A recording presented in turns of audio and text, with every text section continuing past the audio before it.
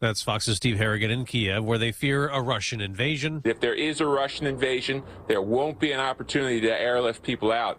In the meantime, President Biden considering a range of options, including deploying as many as 3,000 to 5,000 military personnel in the Baltics and in Eastern Europe. This is a real shift in posture from just economic sanctions. Our NATO allies may also send troops and are also deploying more ships and fighter jets to eastern Ukraine. More than half of Americans do not think the president is doing a good job on foreign policy or in general. The latest Fox News poll has President Biden's approval rating at 43%. When asked about a choice for president in 2024, 60% of respondents say they'd vote for someone else, while 85% are worried about inflation and its effects. Fox's Gernal Scott, a murder mystery in Milwaukee where 5 bodies were found in a home. The motive and information regarding any involved suspects is not known to us right now. Assistant Police Chief Paul Formolo. It's the second day of searching in Houston, Texas for the gunman who shot a deputy constable at a traffic stop. While in New York, a police officer remains in critical condition, moved to a different hospital. Wilbert Moore was wounded Friday night. Another officer, Jason Rivera, was shot and killed. 3 NYPD officers responding to a 911 call from a woman who said she was fighting with her adult son, but she did not tell investigators anything about weapons being in that apartment. So 2 officers go in, they try to speak with this man, and that's when they say he opened fire. Fox's Alexis McAdams, the 3rd officer, shot and wounded the gunman. Opening statements are set for today at a federal trial related to George Floyd's much protested death in Minneapolis. 3 fired police officers accused of violating Floyd's civil rights. Derek Chauvin already pleaded guilty to that after that ex-officer was convicted of murdering Floyd. America's listening to Fox News. When you fill your prescriptions at Walgreens, you can track the progress of your order in real time. Know the price of your prescriptions before you go to pick them up. And anytime you have questions, use Pharmacy Chat to ask an expert 24 hours a day. Help with your meds from Walgreens. Side effects may include breathing a little easier because your prescription stress melted away. Learn more on the Walgreens app. This price isn't final. This is an estimated price based on your insurance coverage. Run, walk, honor. The Tunnel to Towers 5K Run and Walk in New York City retraces FDNY firefighter Steven Siller's final footsteps on 9/11. That single event has inspired more than 70 runs, walks, and climbs in different cities across the nation each year. Register for an event in your area or volunteer to start one. Do good and never forget by donating $11 a month at T2T.org. That's T2T.org.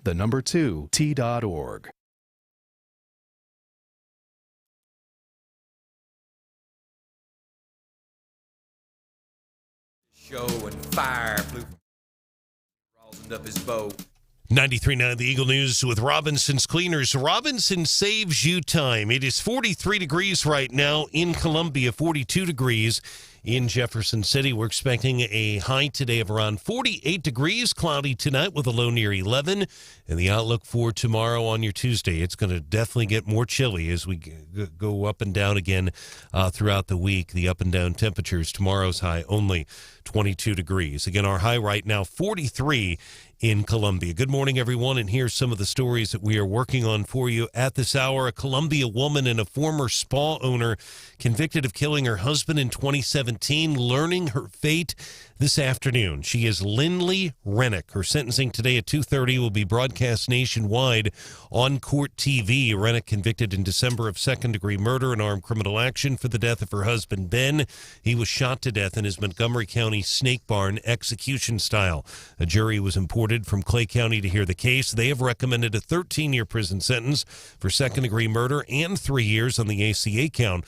Judge Kevin Crane will make the final decision on the sentencing. Missouri Assistant Attorney General Kevin Zellner told jurors in December that Lindley killed her husband for money, sex, and freedom. Now, the defense has countered that. They have said that co-defendant Michael Humphrey of Jefferson City is the one who actually killed Ben Rennick. Humphrey testified against Lindley Rennick during the trial and has been convicted of second-degree murder. This case has ties to Columbia, Jefferson City, and Montgomery County.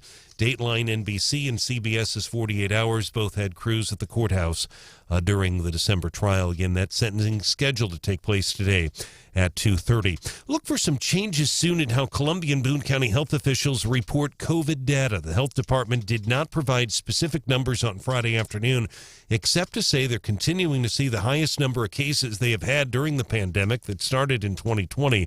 Health officials say there's been an increased workload for their staff members, as well as an increase in positive COVID cases in the past few weeks. CPS is critical of Missouri Attorney General Eric Schmidt's lawsuit against CPS in 35 other districts over mask mandates. The lawsuit filed on Friday afternoon. CPS has released a statement. They say that the filing of the suit against numerous school districts for making decisions in the interests of safety and keeping students in school continues to waste taxpayer dollars and resources. CPS says it's listening to guidance provided by DESE and also by the state health department. As for the Missouri Attorney General Eric Schmidt, he says mask mandates in schools are illegal and that they don't work. He also says mask mandates have negative psychological impacts on children. He has also filed a lawsuit against Jefferson City Public Schools. Speaking of JCPS, the school superintendent there is stepping down. The news of Jefferson City Superintendent Larry Linthicum's retirement came after a closed session of the school board. Linthicum arrived in Jefferson City in 2015-2016 after starting his career in the 90s as a business teacher at Jefferson City High School.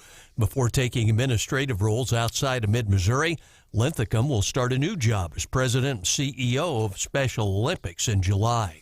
John Marsh, 93.9, The Eagle. All right, John, thanks. A reminder that school classes are not in session today for CPS. The district is going to have teacher work days again today and tomorrow. That means CPS administration, staff, and teachers are still working. Classes are not in session. When classes resume on Wednesday, CPS's temporary mask requirement does remain in effect. And speaking of CPS, the Columbia school parent Adam Burks is one of 4 people running for 2 spots on the board. He says he's running to make sure the voices of parents are heard in the district. He tells Wake Up Columbia he recalls when he was trying to work with the district to make accommodations for his son, who was diagnosed with a rare medical condition. He underwent 2 major surgeries and is wheelchair bound for a period of time until his hip could heal. And we really struggled as parents working with the administration of CPS and getting what he needed. Election day for Columbia Public Schools is coming up on Tuesday, April the 5th. 93.9 The Eagle News is brought to you on this Monday morning live by AirServe Heating and Air Conditioning, ensuring the air in which you live and breathe is comfortable and clean. For all of your heating needs, log on to airserve.com. 93.9 The Eagle News time, 6:07.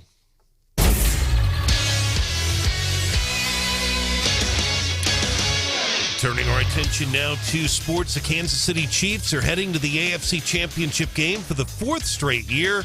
Tremendous game yesterday, overtime at Arrowhead Stadium in Kansas City, 42-36 as they beat the Buffalo Bills. Back and forth battle, 3 lead changes in the final 2 minutes of regulation time, 25 points alone in the final 2 minutes of those regulation time period. Patrick Mahomes had the game winner, Travis Kelce in overtime. Mahomes out of Texas Tech, finishing the day 33 of 44, 378 yards and 3 touchdowns. Josh Allen, magnificent as well on the other side of the field, 27 of 37, 329 yards, 4 touchdowns. He also rushed for 68 yards. Chiefs win the game in overtime, and they host the Bengals next Sunday at Arrowhead Stadium in Kansas City. 2:05 will be the kickoff for that. Jim Nantz on the call on CBS along with Mr. Romo. The Mizzou women's basketball team now 15-5 on the year. They beat A&M last night at Mizzou Arena 78-69. Haley Frank leading Mizzou with 28 points. She had 7 3-pointers in the game. Our sports brought to you this hour by Witt Print Shop, where your printed products are so much more than ink and paper. 93.9 The Eagle News Time, 6:08.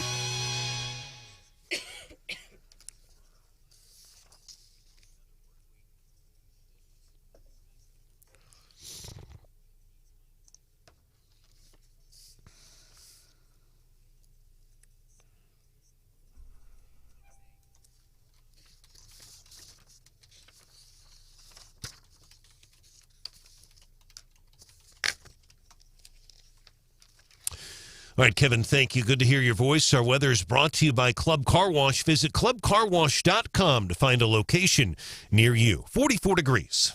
Eagle Eye Traffic. And at 6:09, our traffic check is with MidmoHires.com. Local companies are looking for local people. MidmoHires.com. Find a job or post your job opening today. Roads right now are pretty quiet in mid-Missouri. If you do want to report a traffic issue, give us a call or a text, 573-874-9390. More team coverage in less than 30 minutes, and we have breaking news immediately. I'm Brian Hauswirth, 93.9 The Eagle.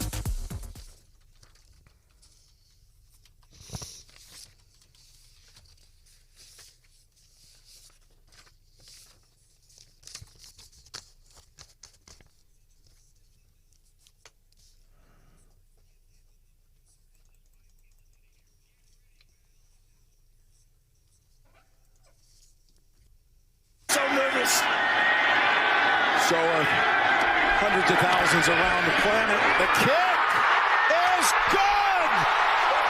It's going to overtime. Looking to the end zone for the win. He caught it. Ball game. Chiefs to the championship game. So right now, Russia appears to be on the verge of invading Ukraine. Coming up, why that matters to us in our start with probably Hauswirth. I'll rely on you for this. As far as the history of NFL playoff games, what most of us saw last night, where would you place that? Top 5? Yeah. Back and forth, back. I go back to the Music City Miracle, Tennessee, Buffalo years ago. That's and great. Who was it? Tennessee and Buffalo, I believe. Or was it? And Tennessee was down. Yes. Like 35 points, some crazy stuff like that. Went on to win that game. It was insane. Where would you place this game? I'd have to put that in the top 5. It might be it's got to be in maybe the top 1 or 2. And then in terms of playoff games, excluding Super Bowls, games of all time, you'd say top 1 or 2? Yeah, for me, I mean, and I know some people may disagree, but I mean, it was just, you could not fault either.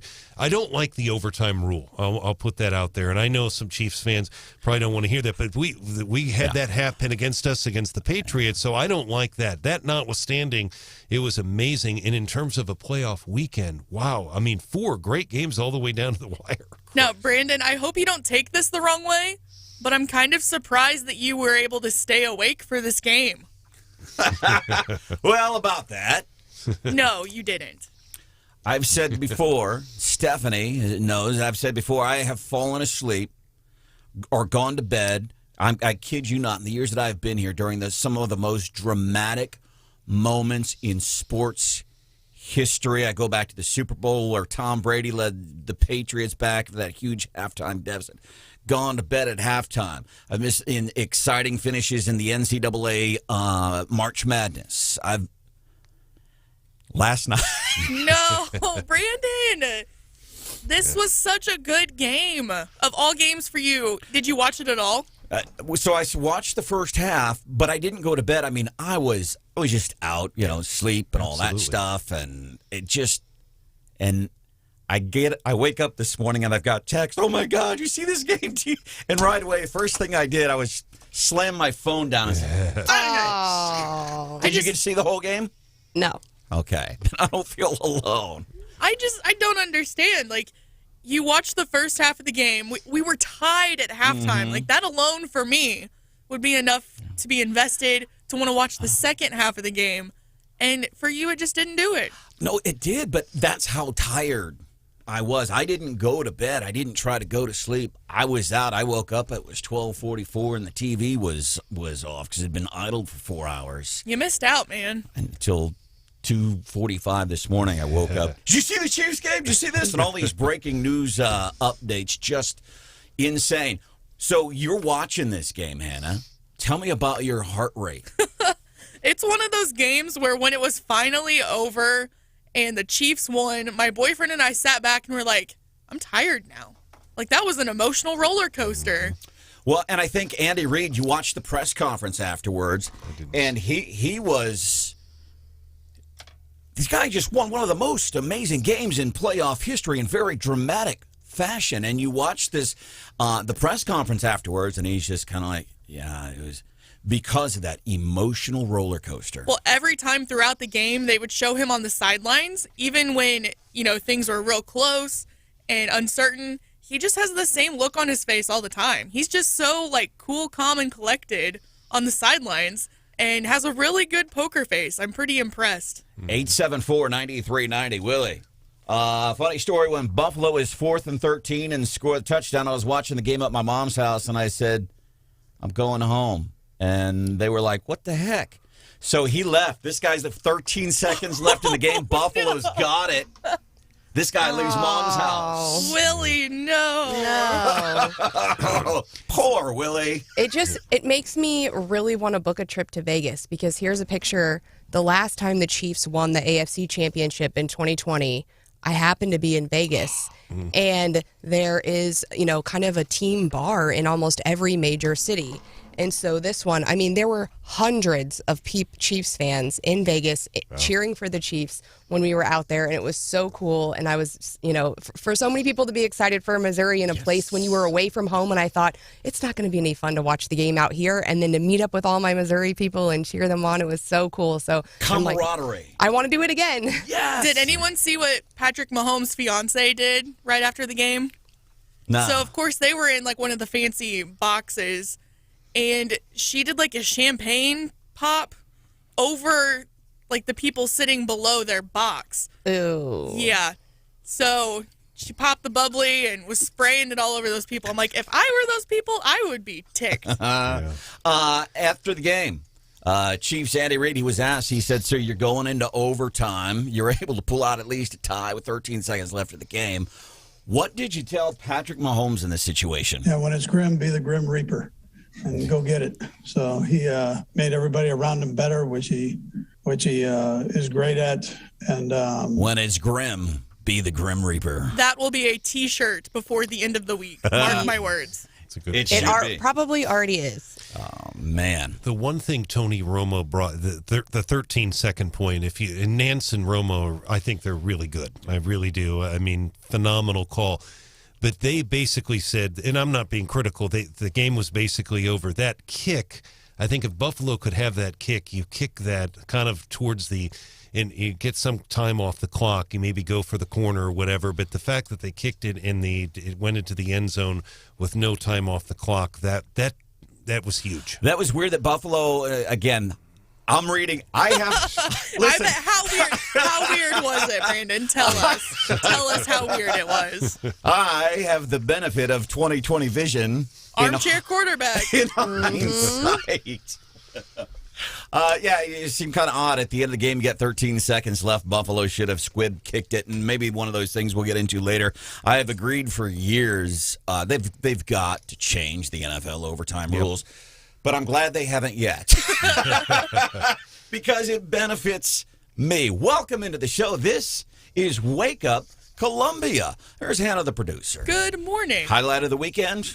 I gotta say the Chiefs game. What are people saying on Facebook, by the way? What are local folks saying? So it's one of those games I put on the Wake Up Columbia Facebook page right after it was over, just to check in. Is everyone doing okay? Everyone's heart rates returned to normal.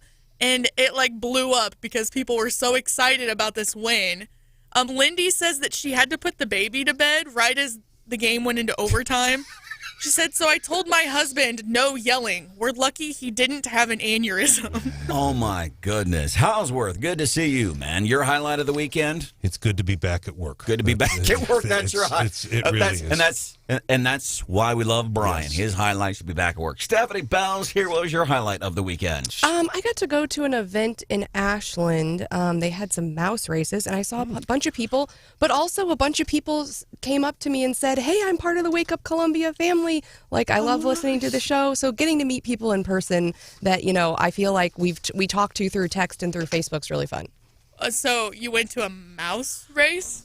Believe it or not, as uncool as I am, I know what this is because... Well, I can figure out what it is. It's a mouse race. But because I was asked to MC for Harrisburg, an event in Harrisburg a couple of years ago.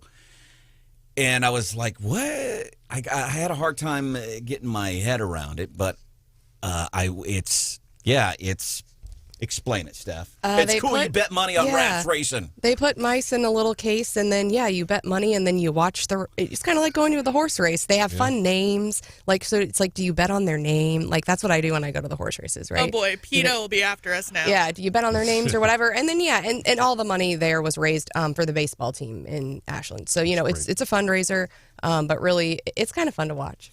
It's a good time for PETA. I would say I would give out our email addresses right now so they can write letters, but they've already written us letters before, so obviously. Yeah, they've got yours down. That was the pig. The bungee jumping pig. And PETA fired off a letter to me and my good friend Brad Trinago. The best part of that was I was for sure a part of that conversation, and I just went under the radar on that one. I don't know. And the letter was so deep. And the part where you said, and the pig was probably going, wee, wee. They just took great offense to that. Never mind that afterwards, this village slaughtered the pig and ate it. PETA wasn't upset about that. They were upset that we were laughing that this pig was bungee jumping. I would like to think that the pig enjoyed the last few moments of his life before he was slaughtered and put into bacon. That's what I would like to think. We are glad you are here. 874-9390. Arnie, go Chiefs. Brenda, I am with Branden. First game I watched, came in third quarter, turned the TV off after the Buffalo Bills scored. I thought there's no hope. Walked away from the game. 874-9390. 874-9390. Coming up, Daily D.C. Rundown with Stephanie Bell. What are we looking at in D.C. this morning? Well, not having been here for a week, I kind of feel like I've been under a rock. And the short time that I've been gone, things have gone really south with Russia and Ukraine. Yeah, and Biden not doing well.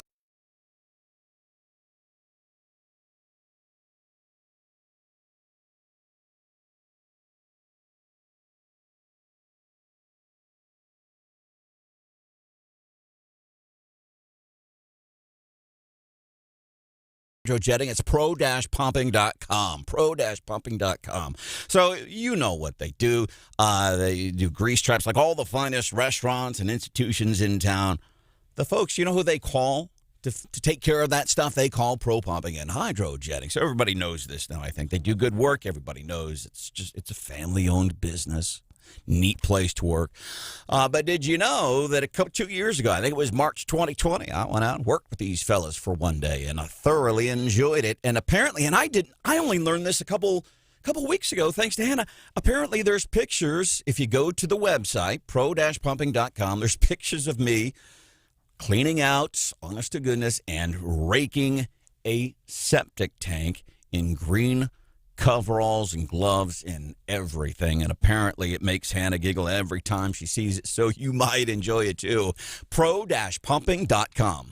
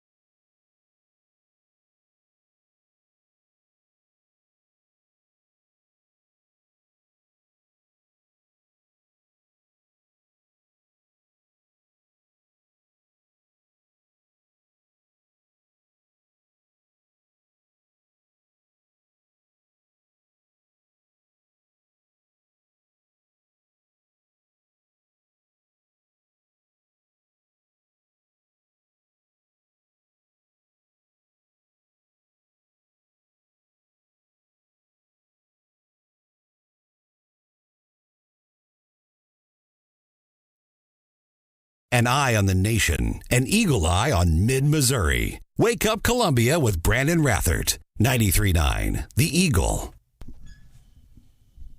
It is very dangerous when you allow our adversaries like Russia and China and Iran to try to upend the status quo, and all we do is have strongly worded speeches or some mealy-mouthed sanctions. That is the senator from Arkansas, Tom Cotton, talking about the situation at the Ukraine border with Russia. That gets us into today's Daily D.C. Rundown with Stephanie Bell on 93.9 The Eagle.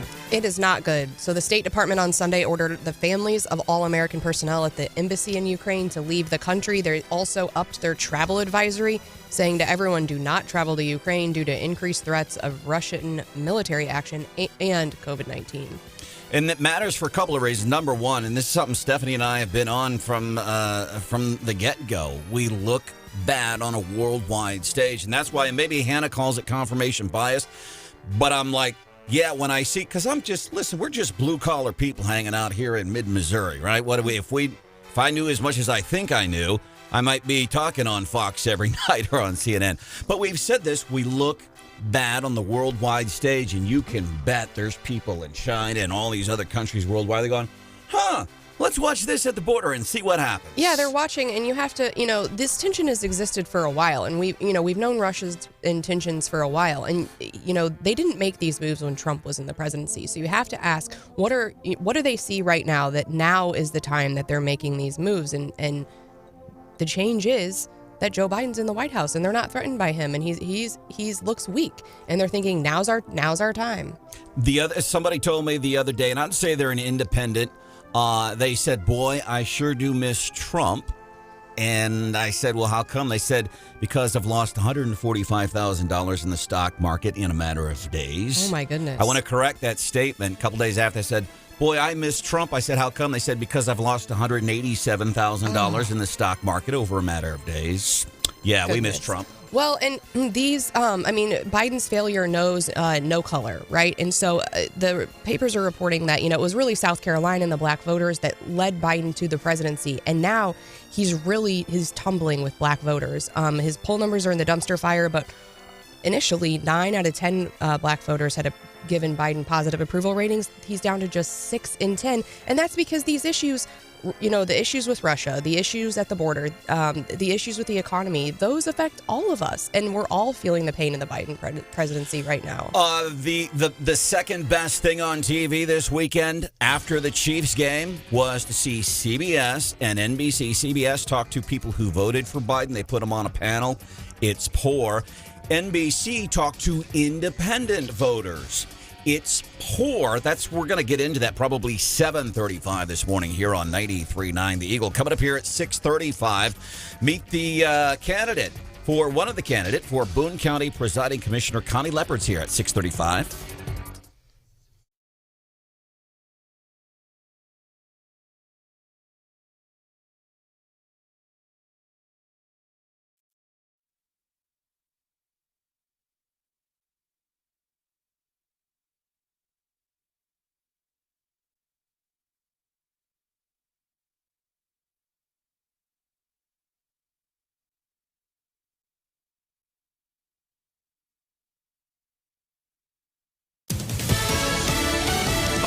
I'm Chris Foster. Fox confirms President Biden is considering a plan to send more American troops to Eastern Europe because of Russian troops on the Ukraine border. There could be additional troops sent from NATO countries, a warning to Russia's President Vladimir Putin not to try to move into any other neighboring countries. And the U.S. State Department is also ordering the departure of non-essential personnel from the American embassy in Ukraine.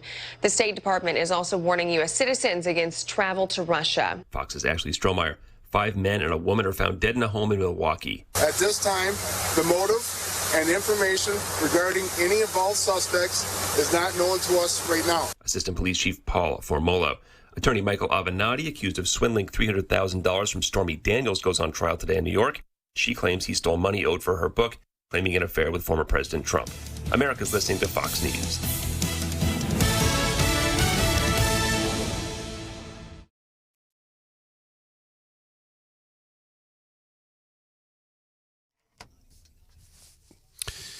93.9 The Eagle News Time with Robinson's Cleaners. Robinson saves you time. It is 6:31. We have clear skies right now in mid-Missouri. 45 is our current temperature. We're expecting a high today only around 48 degrees. Then chilly tonight, mostly cloudy, a low near 11, and colder tomorrow on your Tuesday. Sunshine, the high of 22. Wednesday's high only 28 degrees. Good morning, everyone. Here's some of the stories that we are working on for you at this hour. A key Missouri House Committee chairman who represents one of the poorest districts in the state is giving a thumbs up to Governor Mike Parson's broadband proposal. House Agriculture Policy Committee Chairman Don Roan represents Southeast Missouri's Boot Heel. The broadband, we've got 2 utility companies that are building broadband that need help to finish the project down there. We've got people without broadband. The governor has unveiled a $400 million proposal to increase broadband, which would be the largest single investment in state history. State officials say 392,000 Missourians lack high-speed internet. Representative Roan spoke to my colleague, 93.9 The Eagle's Branden Rathert. He represents Portageville, again, that area trying to get broadband into those communities. A Columbia woman convicted of killing her husband in a snake barn in 2017 is set to be sentenced this afternoon in Columbia, Boone County Circuit Court. You'll recall Lindley Rennick sobbed in open court in December after a Clay County jury convicted her of second-degree murder and armed criminal action. Her husband, a snake breeder, Ben Rennick, was shot to death in Montgomery County execution style. That's where Snake Business was located. Court TV broadcasts Lindley Rennick's trial live. They're back in Columbia this morning. Court TV will be carrying that sentencing live this afternoon. Judge Crane has approved that. Dateline NBC, CBS's 48 Hours, both had crews in Columbia during that trial. They're both expected to be back today as well. The Columbia-Boone County Health Department says it continues to see the highest number of cases they have had during the entire pandemic. Health officials say that as they've seen an increase in positive COVID cases in the past few weeks, there's also been an increased workload for staff members.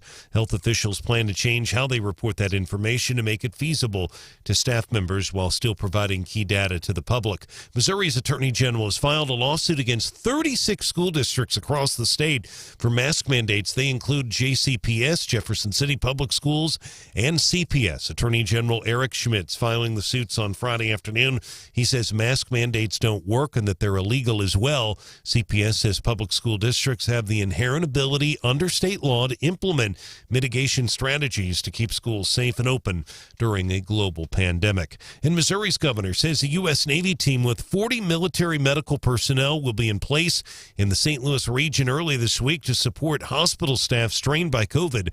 Governor Mike Parson says the team includes doctors and nurses. They'll be heading to BJC Christian Hospital. 93.9 The Eagle News is brought to you live on this Monday morning by the folks at Mid-America Mortgage. Check them out online, midamericamortgage.us, and apply now for a loan on your dream home. 93.9 The Eagle News Time, 6:34.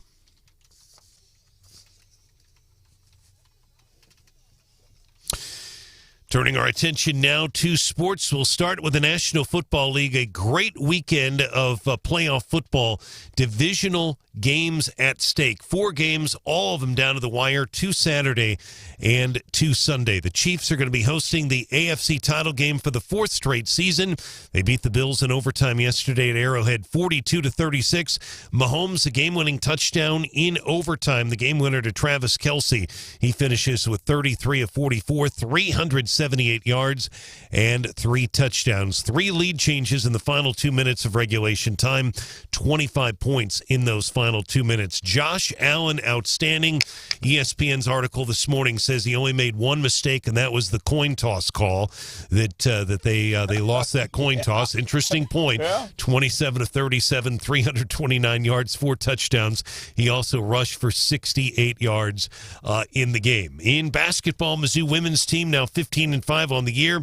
They beat the defending SEC champion team A&M last night at Mizzou Arena, 78-69.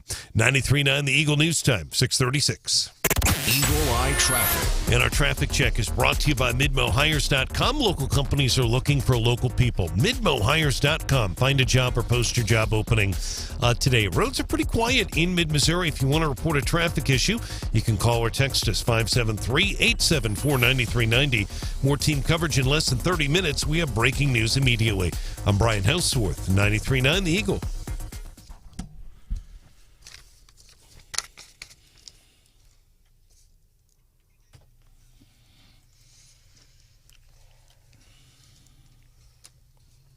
looking to the end zone for the win.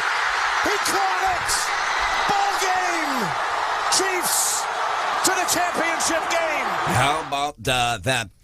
Heard a stat from my friend Cosmo this mornings on Y107. Said there's been, and this is, by the way, prior to the Chiefs game yesterday, I think there have been 10 games in the history of the NFL playoffs that ended with a field goal last second, and 3 of them happened this weekend. Yeah. So that's not including the Chiefs game. Incredible stat. Yeah. Welcome into the show, Stephanie Bell. We are so glad you're back. As a matter of fact, Arnie wants to give you and Brian Hauswirth some shout-outs. They missed you while you guys were gone last week. We missed you all so much. It's like when you're at home with the week for the kids, with the kids for an entire week, and you come in here, this is the reprieve. Yes. Mm-hmm. This is the break, So Arnie wants to give a special shout-out to you, Mr. Hauswirth. Arnie, I appreciate it very much. It was, I can only speak for myself, but I came down Branden with COVID, and that was an awful, awful experience. And, I want to cover this later because it was awful. How many times, when you get sick, how many times do we say, man, like if you have a cold or the flu or something, people don't go, man, so what was it like? Mm-hmm. What was it like? But with this, because people, and maybe us over the years to an extent, we've hyped it so much. We've made, especially this latest Omicron variant, and that's why when people say, well, the schools are short-staffed, because you have this very, very minor variant. Most people don't stay home because they have a cold. Yeah, schools are short. Oh, the Omicron virus has schools short-staffed and everything. Well, it's not that big of a... They could work. Kids go to school. Yeah, I mean, we had mild versions of it. I've definitely been a lot sicker with cold, sinus infections, that kind of thing. But, I mean, it's not fun. And I think it affects people so differently. Yeah, I mean, everyone, even the people that I know that I think, in my family who ended up with it, everyone kind of had different symptoms. I had to laugh at the Columbia Public School District's response because I told you, we said last week, listen, Eric Smith said, man, don't mess around with me. I'll do this again. And he did. Yep. And the school district is responding, what an incredible waste of taxpayer money. Well, I'll tell you what, CPS, if you didn't undo what he did in the first place, and you are correct. You're just misplacing. You are severely misguided in placing. Well, what a waste of money on the part of the Attorney General Schmidt's office. Really? Well, what about you? Hey, Hannah. So Arnie's throwing some love at Brian Hauswirth and Stephanie Bell. I noticed. Nothing on us, though. I'm glad you're here. My name is Branden Rathert. Welcome into the show. This is Wake Up Columbia. We're hyper-focused. The U.S. Senate race and the 4th Congressional District race, midterms 2022. We have a lot of things happening locally. Yeah, and what do you always say? The more localer, the more important. The more importanter. And my grammar is better than yours. Your grammar is way gooder than mine. Okay. But I was even tweet quoted by Boone County clerk Brianna Lennon on this on Twitter. She said, to quote Branden Rathert, the more importanter, the more localer, the more importanter. We've got some very important school board races, by the way, right now. I'm telling you, if this were today, I am voting for Andrea Lisenby and Adam Burks. This following conversations with the 3 candidates. There's technically 4. One's an incumbent. We already know what he's about. That's who I would vote for today. And those conversations, by the way, are posted on the Wake Up Columbia podcast. I would be voting for Adam Burks and Andrea Lisenby. So we have that. Additionally, Boone County Commissioner Dan Atwell, who I spent some time with last week touring our 911 call center in the the Boone County Emergency Communications Center, phenomenal facility. He's not running for re-election. Former State Rep Kip Kendrick is. There's a local businessman by the name of Nick Noth. He is running.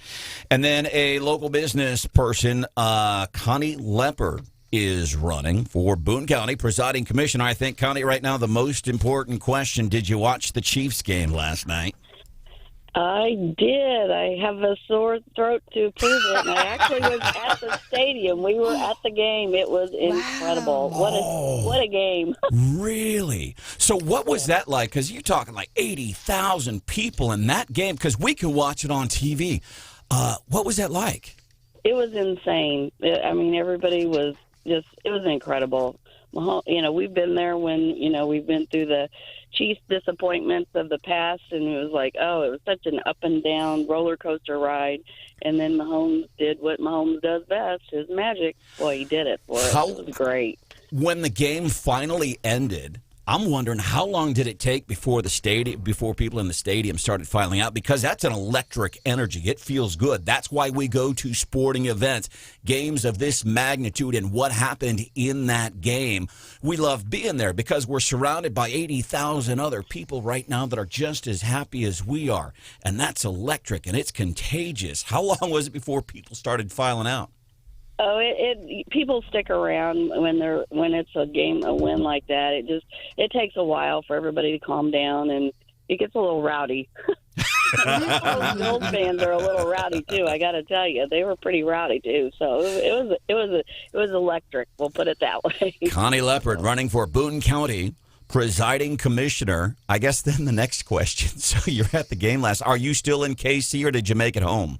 Oh, no. I'm home. I'm a businesswoman. I've got a job to do here every day, so I'm an early riser. So I'm actually sitting in the parking lot of my office right now because I never know what's going to happen at 6:30 to 7. The phone starts ringing. So and the phone starts ringing, and it's Wake Up Columbia on 93.9 The Eagle, and they want to know about you. I do know you're a small local business owner. I think it was the Columbia Daily Tribune. I remember this. I think it was 2016 named you business person of the year, and it may have been specifically businesswoman of the year. What's making you want to run for Boone County Presiding Commissioner? Well, I love this county. I grew up here for most of my life. My husband and I grew a business here, grew a family here, and now my family, my children, 2 of the 3 live in Boone County, and my son and daughter-in-law are going to be having their children here in this county. So I'm just plugged into the community in various ways through, volunteer things that I do. Actually, I serve on the Boone County Children's Services Board, have been for 4 years, which is a commission-appointed position. My husband serves on the Board of Adjustments for the Resources Department. So we're plugged into county business, through our volunteer service there. I just really care about this community, and I feel like that the perspective I would bring to the commission seat would be one of average, everyday, local citizens who live here, who work here, and who want to make their life here. So let me ask you this, Connie. Connie Leipard, running for Boone County Presiding Commissioner, 93.9 The Eagle. Because I know we got some other folks here that want to ask you some questions, and we're limited on time, and we've spent a lot of it talking about the Chiefs, and we'll be chatting again, obviously, before the August primary. But how much of you, because I know you've been involved in the community, and God bless your service to the community, and thank you for being a small, local business owner. I know you like to serve the community. How much of you deciding to run is reaction to a lot of the, let's say, progressive stuff that people may not agree with here, specifically in city limits? I know we're talking Boone County, maybe a different ballgame.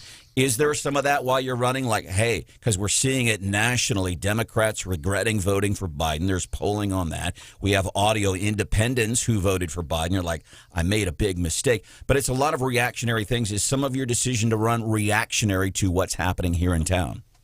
I would say a small portion is reactionary. I've been asked over the course of the last 3 or 4 years, have I ever thought about running for presiding commissioner or a county race? I've just had a number of business contacts and a network of friends that are plugged in as well that are just saying, hey, have you ever thought about it?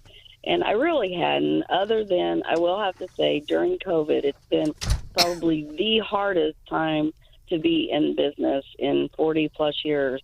And the gifts keep on giving through the supply chain issues that we're having. So I would say that kind of threw me over the edge of going ahead. Yes, I'm going to step into the arena and throw my hat in there just as a statement of balance for our county elected officials and positions, and obviously most of the elected officials are Democrats in our county. And I think more people need to, that have the ability and the experience that could help. I think you need to throw your hat in the ring and go for it. That's why I did. After speaking with my family, of course, and my employees that work for me. So.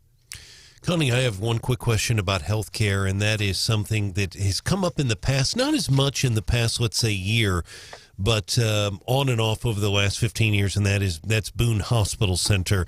It's now basically an independent entity, is not affiliated anymore with BJC.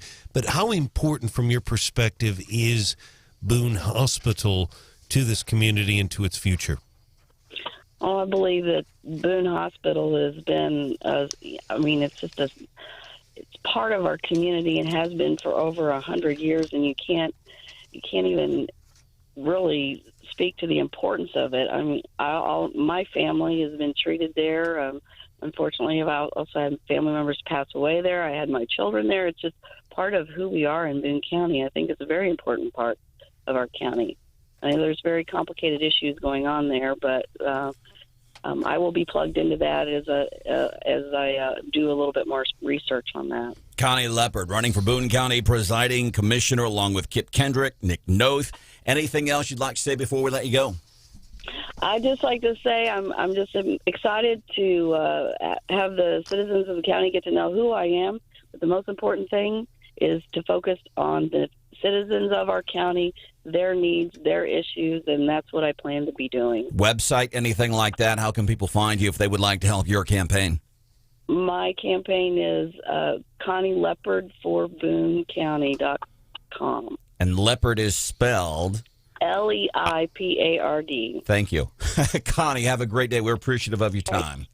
Thank you so much. All right, coming up 6:53 here on 93.9 The Eagle. This is CBS's Margaret Brennan. She's got a panel of voters who voted for Joe Biden, and she's asking, so we're a year in, what are your thoughts? Can I see a show of hands? Do any of you feel like the economy has gotten better in the past year? How did they respond? Here, their response. Coming up at 6:53 on 93.9 The Eagle and 93.9theeagle.com, where you can listen live, watch live on YouTube.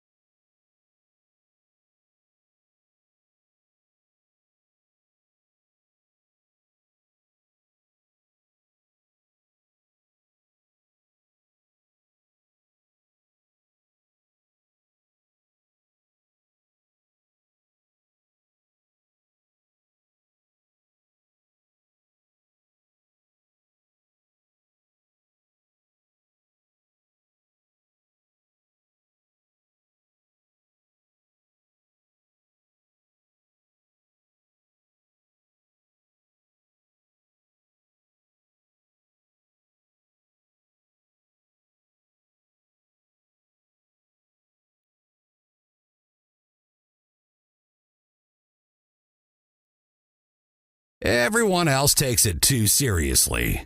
Thank God you get it. This is Wake Up Columbia with Branden Rathert, 93.9 The Eagle. Can I say a show of hands? Do any of you feel like the economy has gotten better in the past year? There's not much to that response. That is CBS's Margaret Brennan chatting with Democratic voters, and she's asking them, okay, we're a year into this thing with Biden. Where are you? And I'll tell you, and she's doing a Zoom call with them because, they didn't want to hang out with each other because they're going to spend the rest of their lives not talking to anybody in person because they're afraid of getting a cold. All of you are saying no, even though the jobs picture is brighter, even though the direction of the economy and recovery is happening. Are you all concerned about rising prices and inflation?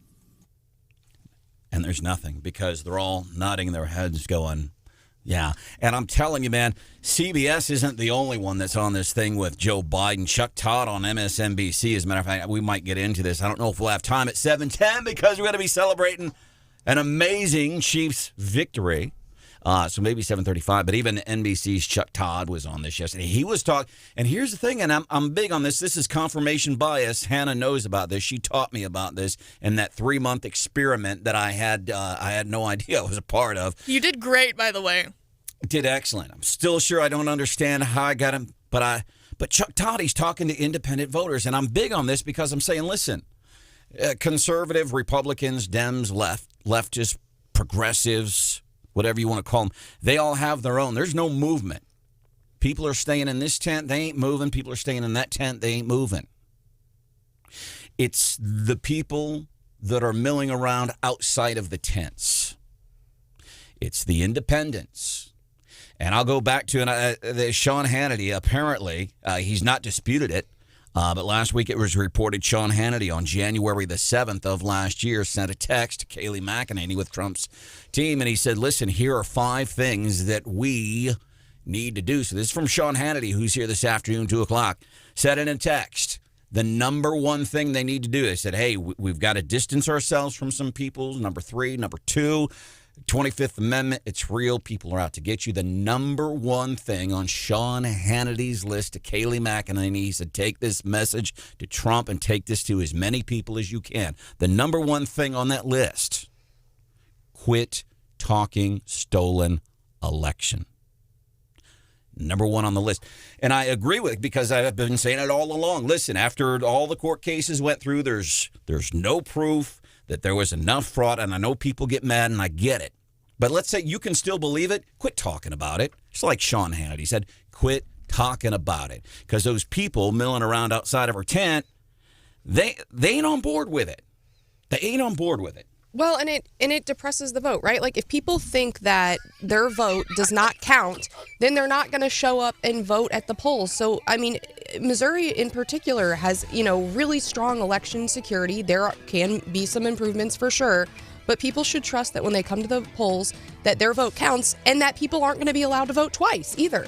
Hannah, I'm nominating already. I know it's only Monday. It's not even 7 o'clock. Fox News is coming up here, by the way, 7 o'clock, more on the Ukraine-Russian thing. I'm already nominating Stephanie Bell for one of our winners of the week at 8:35 on Friday for those preceding statements.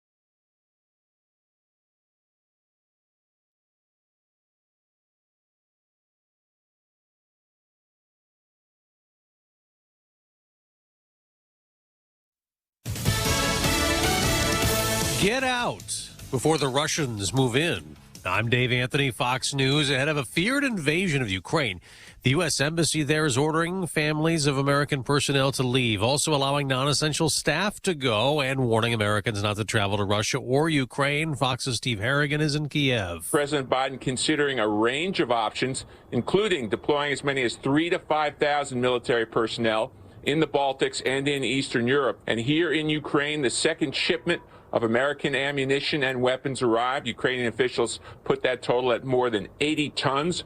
The administration continues to insist that there will be no preemptive sanctions against Russia. Here's the Secretary of State. The purpose of those sanctions is to deter Russian aggression. And so if they're triggered now, you lose the deterrent effect. And the Secretary of State Antony Blinken also told NBC's Meet the Press Russia might try to topple Ukraine's government.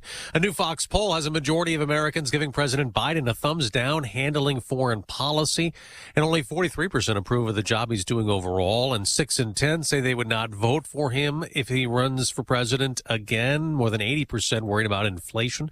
The record COVID surge relented a bit with a drop in cases last week from the 2 weeks before, but it was still 4.7 million infections. And while Biden advisor Dr. Anthony Fauci calls it a good trend, he tells ABC's This Week, there are still some states in the southern states and western states that continue to go up. COVID deaths rose a fourth week in a row across the U.S., the most in a week in 11 months. In Washington, D.C., a protest against vaccine and mask mandates and other COVID restrictions. Today in Virginia, new Republican Governor Glenn Youngkin's order goes into effect, reversing a mandate for kids to wear masks in schools, though some counties are defying it. America's listening to Fox News. Ever have questions about your prescriptions, even in the middle of the night? Well, Walgreens now offers Pharmacy Chat 24/7, so you can ask an expert about things like the correct dosage of your medications or possible side effects. Speaking of side effects, the side effect of getting your questions answered at 2 a.m.? Sleeping much easier for the next 6 hours. Try Pharmacy Chat today or tonight, online or on the Walgreens app. After 9/11, Saul Martinez couldn't wait to enlist. In Iraq, his vehicle was hit by a projectile improvised explosive device. Saul survived, but he lost both legs, suffered a traumatic brain injury, and lost 2 close friends. Saul now lives in a smart home from the Tunnel to Towers Foundation, which gave him back his independence despite his severe physical challenges. Help heroes like Saul. Donate $11 a month to Tunnel to Towers at t2t.org.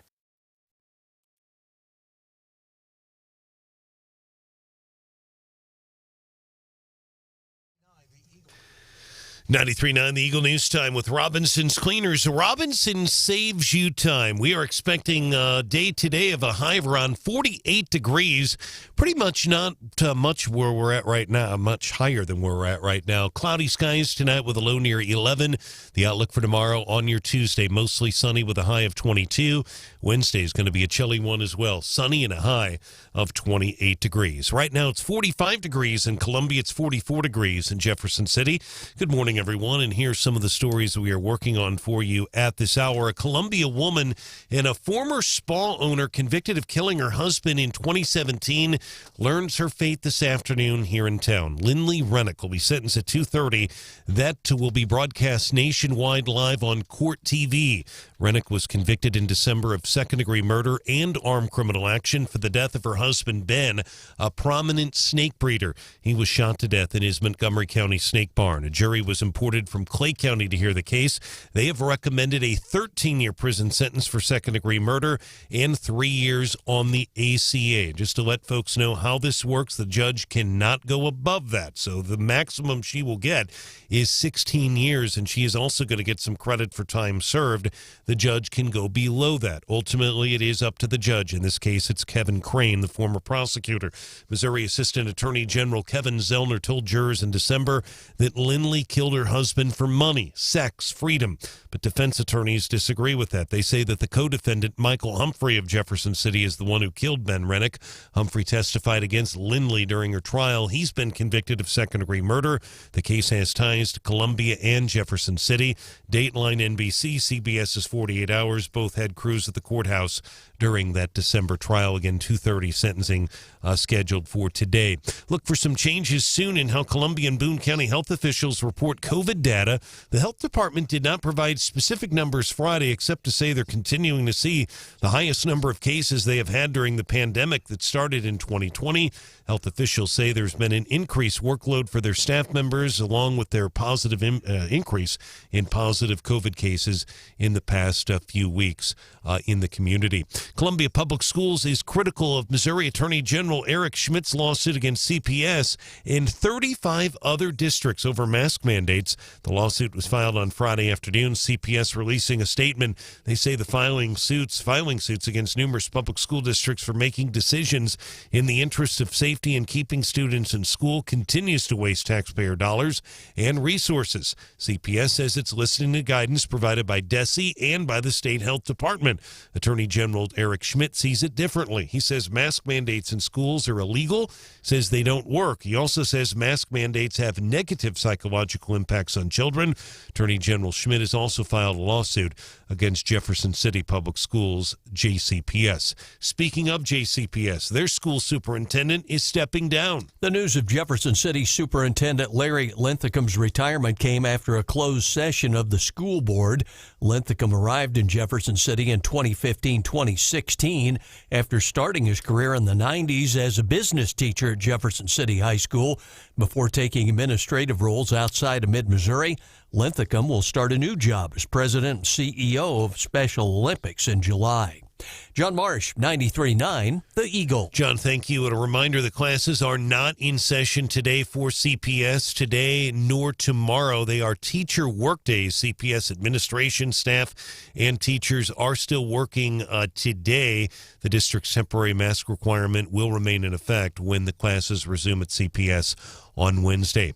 A candidate for the Columbia School Board says he is running because he doesn't think the district is listening to parents. I just feel as a parent, and so does my wife, that we just feel like we're over here talking and nobody's listening and nobody's paying attention. And that's just not acceptable with us. Adam Burke's telling Wake Up Columbia's family struggled to get the necessary accommodations for his son, who has to be in a wheelchair because of a rare medical condition. He is one of the 4 candidates up for election on April the 5th. 2 board seats are available. And a key Missouri House Committee chair who represents the Boot Heel in southeast Missouri gives a thumbs up to the governor's broadband proposal. House Agriculture Policy Committee Chair Don Roan telling 93.9 The Eagle that there are 2 utility companies building broadband in the impoverished Boot Heel. He says they both need help to finish a project there. He says there are people that don't have broadband, that they need this proposal. The governor has unveiled a $400 million proposal to increase broadband statewide. It will be the largest single investment in state history. The funding source for that will be ARPA money, American Rescue Plan Act dollars. That bill was signed by President Biden earlier last year, I should say. 93.9 The Eagle News brought to you this hour by The Candy Factory. The Candy Factory is in downtown Columbia. You deserve a January celebration, anniversary, birthday, and any day. Find them online, thecandyfactoryonline.com. 93.9 The Eagle News Time, 7:08.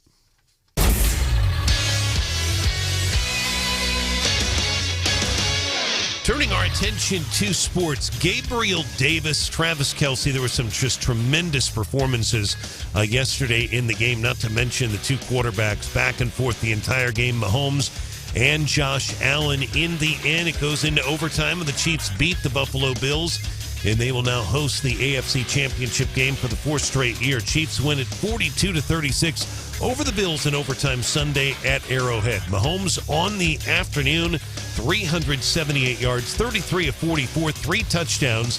He had the game winner to Kelce in overtime. 3 lead changes in the final couple of minutes of regulation time, 25 points in the final 2 minutes. Josh Allen, outstanding as well. 27 of 37, 329 yards, 4 touchdowns, rushes for 68. So it's the Chiefs and the Bengals as Joe Burrow will be heading to Arrowhead next Sunday. That'll be a 2:05 kick. CBS with the coverage with Mr. Nance and Mr. Romo on the call. Mizzou women's basketball team now 15-5 on the year. They beat A&M last night at Mizzou Arena 78-69. Haley Frank leading Mizzou with 28 points, 7 3-pointers in that game.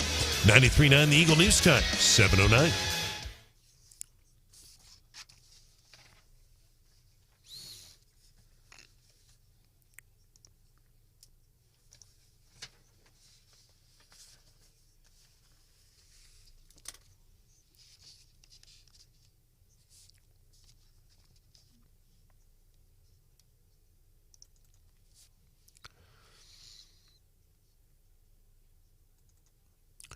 Kevin, thank you. Our weather is brought to you by Club Car Wash, clubcarwash.com. Find a location near you. It's 45 degrees.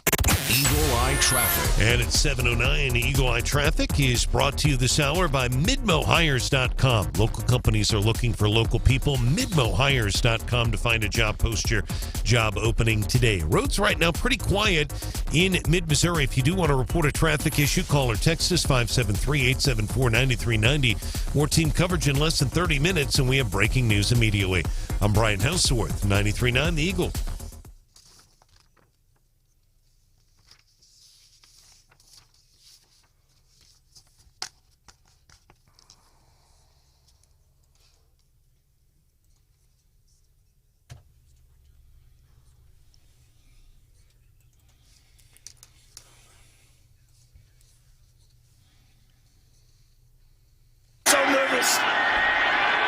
So hundreds of thousands around the planet. The kick is good.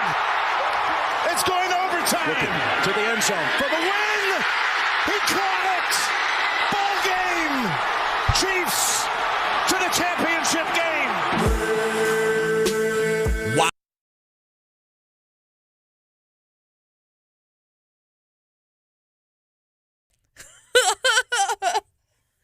Because somebody just had to go to bed. Didn't go to bed. I fell asleep and missed. And we've joked over the years how many of the greatest moments in sports history over the past 5 to 10 years that I've missed. Because, one, usually I go to bed. Super Bowl, New England, and Atlanta. Atlanta's got this. I'm going to bed. Last night, I didn't intentionally go to bed. I was just out. I was tired because I was busy watching Chuck Todd speaking with independents who voted for Biden last time, who have buyer's remorse to the nth degree, and I feel bad for them. We're going to be featuring some of that audio coming up 7:35. You got to hear that. They're talking to independents. CBS spent a lot of TV time talking to Democrats who voted for Biden that are incredibly regretful. Hear what they're having to say. That's at 7:35. Did you get to watch the game, Steph? I didn't, but I did catch the end of the game before that, the Rams-Bucks game. So I was at Woody's in Ashland, a big sports bar, and there was loud cheering while people were eating for both sides. Really? And yeah, I think there were several people who were in the I will never root for Tom Brady, and other people who were like, I will never, as a Missourian, I will never root for the Rams. And so there were strong feelings, and it was very evident on both sides. And I've thought about that. So the Rams, I could give a crud that they're in L.A. now. Now, I was living in St. Louis when we went through, because originally St. Louis was not supposed to get the Rams from Los Angeles. We were supposed to get one of two expansion teams. That was the big hope. Well, those expansion teams went to Jacksonville and Carolina. Got the Jacksonville Jaguars, Carolina Panthers, and St. Louis was crushed because we'd spent years working for this moment, and it was just heart-wrenching. When we didn't get it, we're like, this is supposed to happen. Like Hillary Clinton is supposed to win an election, and she doesn't. St. Louis was supposed to get an expansion franchise. Worked it out, got the St. Louis Rams. The Rams hold some fondness for me because me and my son, when he was 6, 7, 8, 9, 10 years old, we went to Rams games. I mean, that's where he went. That's his team. And so there's some fondness connected to the memories that I have with my son. And so then I'm thinking, now, I don't want to get ahead of, and I'm sure I'm not the only one who's thought this, 874-9390, but I'm thinking, how cool would that be to see a Chiefs-Rams matchup? Am I the only one who's thought this? Probably not. It's something certainly to think about, and you bring up a great point. There's only one. What you said there about the 2 expansion teams is exactly right. Yeah. That was horrible. That was what was expected to happen. But right before that, there were a lot of rumors that the Patriots were going to be going from, and it was James Bush Orthwine. There was Walter Payton was involved, and there were other people involved. Jerry Clinton from Gray Eagle Distributing. And that's what the Patriots were not very good, by the way. But that didn't work out either. And eventually they got good and shocked the Rams. In that Super Bowl, the Rams were supposed to win. Stephanie Bell, Brian Hauswirth is here. There's Hannah, the producer. Folks, Facebook exploded last night within a matter of minutes after this post. Yes, so I posted on the Wake Up Columbia Facebook page just to check in, see how everyone was doing, make sure everyone had recovered from the near heart attack that I'm sure most fans endured. And the post kind of exploded within 10 minutes. So I am looking at my Fitbit right now. Here's how exciting this game must have been to watch, actually. How would you know? You weren't there. I know. It's the most exciting game I've ever read about. But here, just talking about it and looking at my Fitbit, just so everybody knows I'm not making this up, my heart rate right now is in the fat burn zone. Just talking about the game. I guess I can show that on the screen.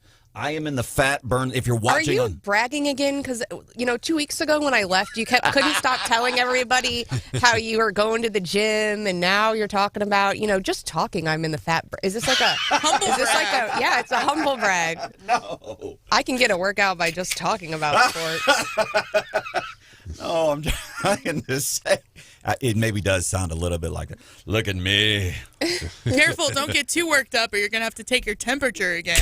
Make sure you don't have a fever. Yeah, I heard you had a competition to see who on the show was hottest. Yeah, and Hannah, rightfully so, won. Brian, did you get to hear that while you were? We did a show. We did Who's the Hottest? And this was so fun. By the way, I'm beyond grateful to have you guys back. Cousin Andy came, raided the fridge, hung out all week. He wouldn't leave. Finally, we had to say, Andy, get out, dude. It's time to go. Brian and Stephanie coming home. It's good to be back. We did Who's the Hottest. And the best part was in talking about it for half an hour before. We've completely gone, and I can imagine all these liberals calling their friends, hey, you got to turn off NPR and listen to 93.9 Eagle. I can't believe what they're going to do. They're judging women based on their looks. They're doing the hottest member of Wake Up Columbia. This is just disgusting. We're going to start writing letters, and we're going to pick it, and we're going to do this. And well, we never said who's the hottest woman on Wake Up Columbia. Hottest member of all time, Wake Up Columbia. We're not judging people based off of their looks. We're judging them based off of their body temperature. So we took everybody's temp, and it was funny because you could hear this collective disgust among the progressives here in town. Well, I thought they were going to judge people based on their looks. Yeah, it was thoroughly enjoyable. The Chiefs, by the way, I will say this in watching highlights and reading about the game this morning. After the game, and I did go and specifically look for the video, and it was pretty cool. So the field is pandemonium afterwards. You won a thriller. You win it in overtime. Patrick Mahomes, I guess before he'd do any interviews or anything, his teammates were trying to congratulate him. Made my heart smile to see this guy running to congratulate Josh Allen, the quarterback for Buffalo. And the cameras are following. He's running. He is looking for Josh Allen. And he goes and finds Josh Allen, embraces him. Like, man, epic. I was glad. It just so cool. Yeah. The amazing thing about Josh Allen is that, and your hats off to Mahomes, just a class act, always has been at Texas Tech. Josh Allen, the years I've done Wyoming Cowboy scoreboards, it's amazing. He only really played 1 year at Wyoming in college and had a good year. Didn't have a whole lot of support around him. But what he did yesterday as far as him running that ball, he didn't do that in college. I don't remember. Of course, he didn't have much of an offensive line, but gosh, he's grown. He had a terrible injury in college. There was a worry he'd never be able to play. He's good. He's fun to watch, too. It's Wake Up Columbia. Hannah, the producer, Brian Hauswirth. I'm Branden Rathert. Stephanie Bell is here. This is Attorney General Eric Schmidt talking to our news partners at ABC 17 regarding another lawsuit regarding various school districts across Missouri. including the Columbia Public School District. By the way, one of the parents that got us going again, these parents, all of these parents, they're taking part. They're getting involved. Regardless of how things turn out, they deserve kudos for getting involved. These restrictions seemingly are never ending, and it's time to stop. It's time to get back to a place where people can assess the risk and make their own decisions. Yes.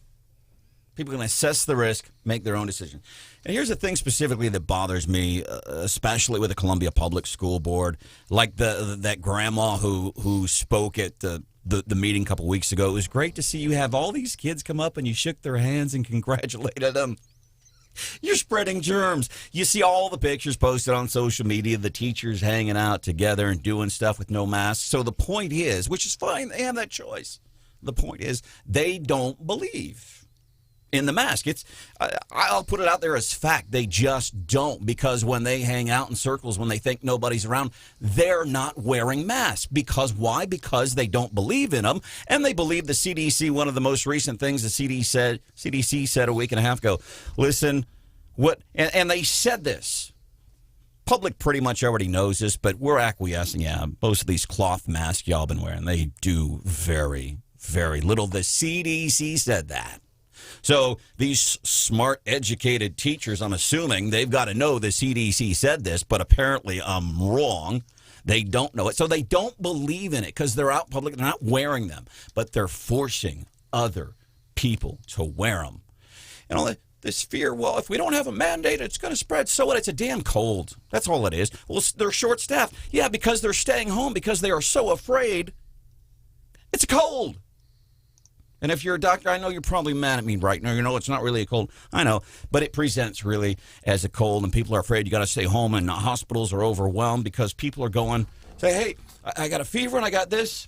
Yeah, it's kind of like the flu, but we've given it a name. We've given it a name, and it's scaring people. Yeah, and I mean, so Southern Boone actually changed their policies last week, and on Thursday, I think it was effective Thursday. So yeah, it does give parents a choice, and you basically, unless your kid tests positive, you know, it's kind of like they can show up. And I think, you know, we kept our kids home for the required time and then sent them back. If there's not a mask mandate, please, for the love of all that is holy and whatever God, if you believe in any kind of God, whichever one you believe in, it don't matter to me, for the love of God.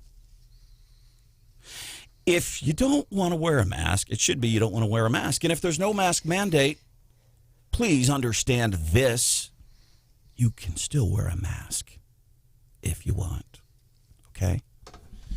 All right, moving forward. What's hot with Hannah today?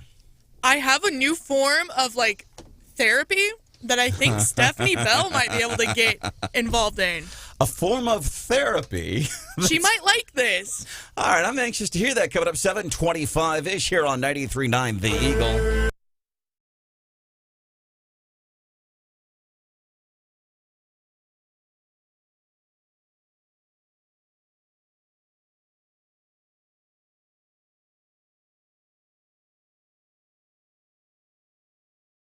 With a guy, and I think his name was Greg, but he comes in because here's one of the things they're hearing at Gap's Automotive Repair Shops, where I've been taking my car for, I think at this point almost 70,000 miles. Been taking my car to Gap's Automotive Repair Shop, but people will ask Loretta at the front desk there at Gap's, like, does Branden really bring his car here?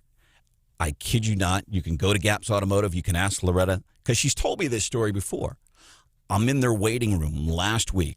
This guy walks up. And she says, Loretta says to the guy, says, hey, remember how you always ask me, does Branden really come and bring his car here? He's like, yeah. She says, that guy over there, there he is. True story. You can ask Loretta at Gap's Automotive.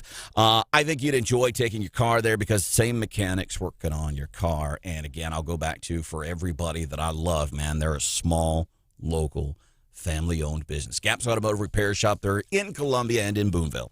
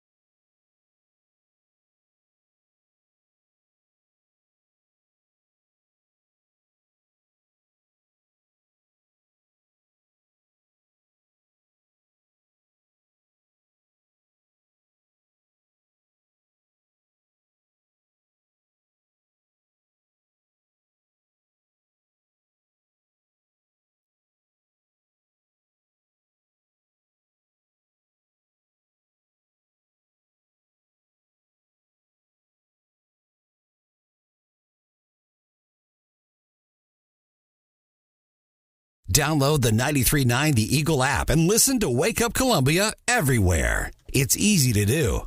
Geez, even Branden figured it out. 93.9 The Eagle. It is very dangerous when you allow our adversaries like Russia and China and Iran to try to upend the status quo, and all we do is have strongly worded speeches or some mealy-mouthed sanctions. Again, we go back to their policy right now is based on the movie Team America World Police, where they're going to send a strongly worded letter. Welcome to the show. It's Wake Up Columbia. I'm Branden Rathert, Stephanie Bell, Brian Hauswirth, and Hannah, the producer, joining us. By the way, Fox News coming up here 7:30. Latest on what's happening at the Ukraine border with Russia and why it matters to America. Right now it's 7:25-ish, which means it's 7:28. Time for What's Hot with Hannah. I think Stephanie might get a kick out of this story. A mental health therapist in Massachusetts has started a group for moms to just meet at a big football field and scream it out. Ooh, I like this idea. She's saying that it's, she's educating these moms on how anger, there's deeper underlying emotions, whatever. But they're standing in a circle at a football field and screaming. And some of what are I think that would work. Wasn't it last week we talked about the use of foul language when you're angry is very effective in releasing more tension and energy. Yeah, and they've done studies on when you're enduring painful situations, being able to curse actually prolongs how long you can handle the pain. I don't mean to get too personal here. Forgive me if this is off base, Steph. You're making me nervous. When you gave childbirth, did you use foul language? I had an epidural, so I don't know. I don't think so. Fox News is here. Latest on Ukraine, Russia, why it matters. Brian Hauswirth is here today, sentencing for a convicted murderer.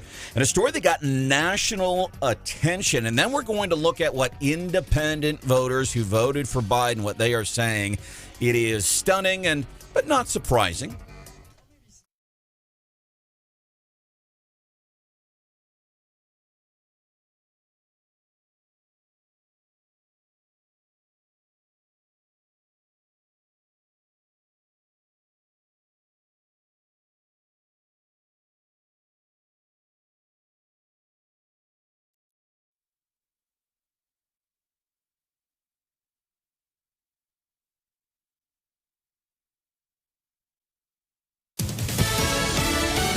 Fox News, I'm Chris Foster. Presented with options over the weekend, President Biden's considering the deployment of several thousand U.S. troops to NATO allies in Eastern Europe because of Russian troop presence in the region. NATO sending more ships and fighter planes there with troops on standby. The NATO alliance says Russia is continuing to build up its military presence close to the Ukrainian border. The Biden administration says an invasion could follow at any time. The U.S. has ordered the families of American staff at the U.S. Embassy in Ukraine to leave the country. Simon Owen, Fox News. There are 4 teams left in the NFL playoffs. All 4 games over the weekend ended on the last play, including one in overtime last night. The Chiefs beat the Bills 42-36. Kansas City will be home for the AFC title game next Sunday against the Bengals. The Rams will host the 49ers for the NFC Championship. Rams held off the Buccaneers 30-27 on Matt Gay's field goal as time expired. Fox's Jared Max. America's listening to Fox News. And now, award-winning news coverage with Brian Hauswirth on 93.9 The Eagle and 93.9theeagle.com. 93.9 The Eagle News Time with Robinson's Cleaners. Robinson saves you time. It is 7:31. We do have a beautiful morning right now. 44 is our current temperature in Columbia, on our way to a high of around 48. Cloudy skies tonight with a low near 11. The outlook for tomorrow on your Tuesday, sunshine and a high of 22 degrees. Good morning, everyone. Here are some of the stories that we are working on for you at this hour. A key Missouri House Committee chair who represents one of the poorest districts in the state is giving a thumbs up to Governor Mike Parson's broadband proposal. House Agriculture Policy Committee Chairman Don Roan represents Southeast Missouri's Boot Heel. He says there are 2 utility companies building broadband, and they both need help to finish a project there. He says there's a lot of similar events going on around the entire state. The governor outlining his plan during State of the State. This investment will increase access across Missouri for rural areas, but also urban areas that are underserved. With this plan, we will connect 75,000 households with high-speed broadband. It's Governor Mike Parson. You heard that speech live on 93.9 The Eagle. It's a $400 million proposal to increase broadband. It'd be the largest single investment in state history. State officials say 392,000 Missourians lack high-speed internet. Most of those are in the rural communities, but as Pro Tem Weeman told Branden Rathert on air the other day, some of them are also in inner-city St. Louis, Kansas City, as well as in the suburban areas. Meantime, a Columbia woman convicted of killing her husband in a snake barn in 2017 is set to be sentenced this afternoon in Boone County Circuit Court. Lindley Rennick sobbing in open court in December after a Clay County jury convicted her of second-degree murder and armed criminal action. Her husband, Ben Rennick, a snake breeder, shot to death in Montgomery County. That is where his snake business was located. Court TV broadcast the trial live of Lindley Rennick. Dateline NBC 48 Hours also had crews in Columbia during the trial as well. Judge Crane has approved Court TV's request to broadcast the sentencing today, so that'll be broadcast live nationwide 2:30 this afternoon. Columbia Boone County health officials say that we continue to see the highest number of cases we have seen during the entire pandemic. Health officials say as they have seen an increase in positive COVID cases in the past few weeks, there's also been an increased workload for staff members. Health officials plan to change how they report the information to make it feasible to staff members while also still providing key data to the public. And speaking of Governor Parson, he says a U.S. Navy team with 40 military medical personnel is on its way to the St. Louis region as we speak right now. They're going to support hospital staff strained by COVID. Governor Parson says that 40-person team includes doctors and nurses. They're going to be heading to the St. Louis region. They'll be assisting BJC Christian Hospital, which is in the St. Louis area. 93.9 The Eagle News is brought to you live on this Monday morning by Dr. Kent Willett Dental Associates. Make an appointment now, 573-445-5300, WillettDentalAssociates.com. 93.9 The Eagle News time, 7:34.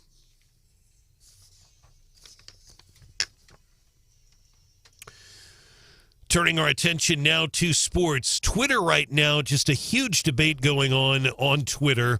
Usually it's about politics. Today it's about the coin toss, whether or not the coin toss should be the appropriate way to determine overtime in the NFL. Strong feelings on both sides. People arguing about shootouts and hockey as well.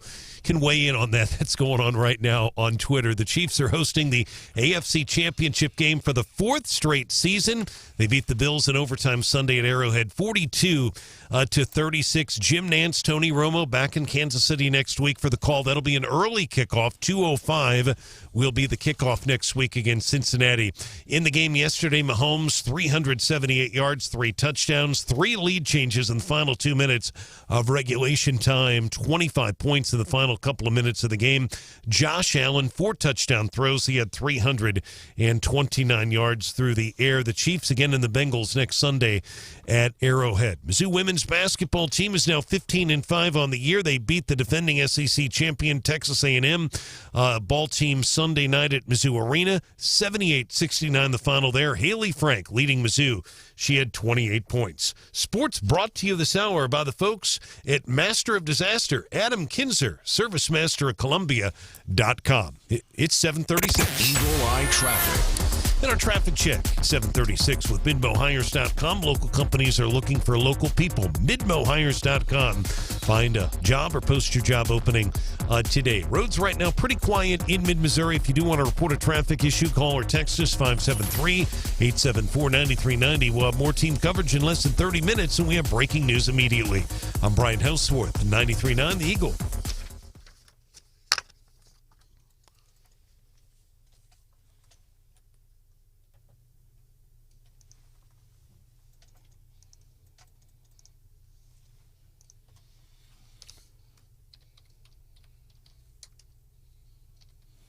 Yeah, when it's grim, be the Grim Reaper and go get it. So he made everybody around him better, which he is great at. And when it's grim, be the Grim Reaper. I'm wondering if folks are thinking about calling the folks at D-Sport Graphics this morning, saying, hey, you guys did a great job with some of those Let's Go Branden shirts for us, and you made it local. Can you do that when it's grim? be the Grim Reaper. Man. It makes me think of, how lots of places have like the name for their student section, like the Black Hole and that would be like a really good name for, to call your students. The Grim Reaper. When things get grim, be the Grim Reaper. And I hate when I get into my Joe Biden voice here. Welcome into the show. Wake Up Columbia. Stephanie Bell. So glad you're back. I'm really glad to be back. How you doing? I'm good. All right. The whole family, COVID caught up with us. Really? Basically. Pretty much, Okay. yeah. So I avoided it for 2 years. I thought like I had some sort of special gene or something because I had some pretty close calls. I got to be honest with you. By the way, and we're going to move on from this COVID talk, but I want you to hear some of the family was gone, and Cousin Andy come and hung out for a week and ate the food and everything. I want to get to, besides the Chiefs-Bills game yesterday, some exciting things happened on TV. CBS yesterday talked to regretful Democrat Biden voters. Chuck Todd from MSNBC talking to independent voters that decided to vote for Biden. I'm telling you this stuff, it's stunning, but it's not surprising. Brian Hauswirth, glad you are back, man. Had a rough week. Yeah, had a rough week. Yes. And it. Yep. Is that you? Yeah, that's you. Yeah. I was checking some People statistics. are cheering. Yeah, Brian had a rough week, and there's applause. That was Josh Allen throwing a touchdown. Yeah, I was looking at some statistics during the sports, but yeah, it was a rough week. And again, different symptoms for other people, but my hat's off to the healthcare workers. I know they've got a very tough job, and appreciate it, but it's good to be back. Glad you're here. Has anybody here seen the movie Anchorman, The Legend of Ron Burgundy? Hannah? Nope. What? What? Oh, my gosh. If you're in any kind of broadcast media, it's part of the entrance exam at the Mizzou School of Journalism. Hauswirth, have you seen Anchorman? I have. Steph? Yes. There's a scene in there when Ron Burgundy says he's falling in love. And the other guys in the news team, they don't know what love is because they're filthy pigs, because they're men. Go figure. Most of us are just filthy pigs. And he's in love, and they're like, hey, Ron, tell us, what's it like? What's it like being in love? What's love like? And it seems like because there's very few other respiratory infections that you get and that people will come up, Stephanie, that cold, so tell me, what was it like to have a cold? Or man, you had the flu, so tell me, what's it like? There's never been anything like, it's a respiratory infection. Yeah, and most people that I know, and I know a lot of people, and we were talking about this before I caught it, that, everyone around me had it. I knew a lot of people, and most people will, the general consensus is, I wouldn't really want it again, but I've definitely had other cold/flu that I've felt worse. So, with the Omicron, I would say now that people are vaxxed, and these are all people who have been vaxxed. And like I said, I was vaxxed. So I think, we came out with a mild case of it, but it affects different people differently. Yeah, it does. And Stephanie, I'm glad it affected you that way. It did not affect me that way. It was horrendous for me. I mean, horrendous. And I'm vaccinated. Hannah? It just depends on who gets it and their reaction to it. Hannah, what's it like? Really? What's it like? She had the unvaxxed version of it, didn't you? Yeah, I had it in November of 20, I think. And you lived. But she's super young. Yeah. I basically took a nap for a week. Hey. Which is the college student's ideal week, right? Giddy up. Except for the fact that I was stuck in my bedroom with 3 roommates who were not super reliable about bringing me food. Oh, no. I lived off of granola bars and peanut butter. Hey, the COVID diet is real. I've dropped some pounds. And I offered to bring you stuff when you had COVID. Well, yeah, but that would require somebody to take it from the front door upstairs to my bedroom. Wouldn't have done much good. Me offering to do it would require me trying to find somebody to actually do that for you if you accepted my help. Well, and as we talked about last week, sometimes when you offer help and somebody takes you up on that help, it's not the best feeling in the world. Man, I didn't think they were going to take me up on that. But let's talk about this for a second, because you said... you think, hey, I haven't gotten it. We're 2 years in this thing. We think we're on the downhill side.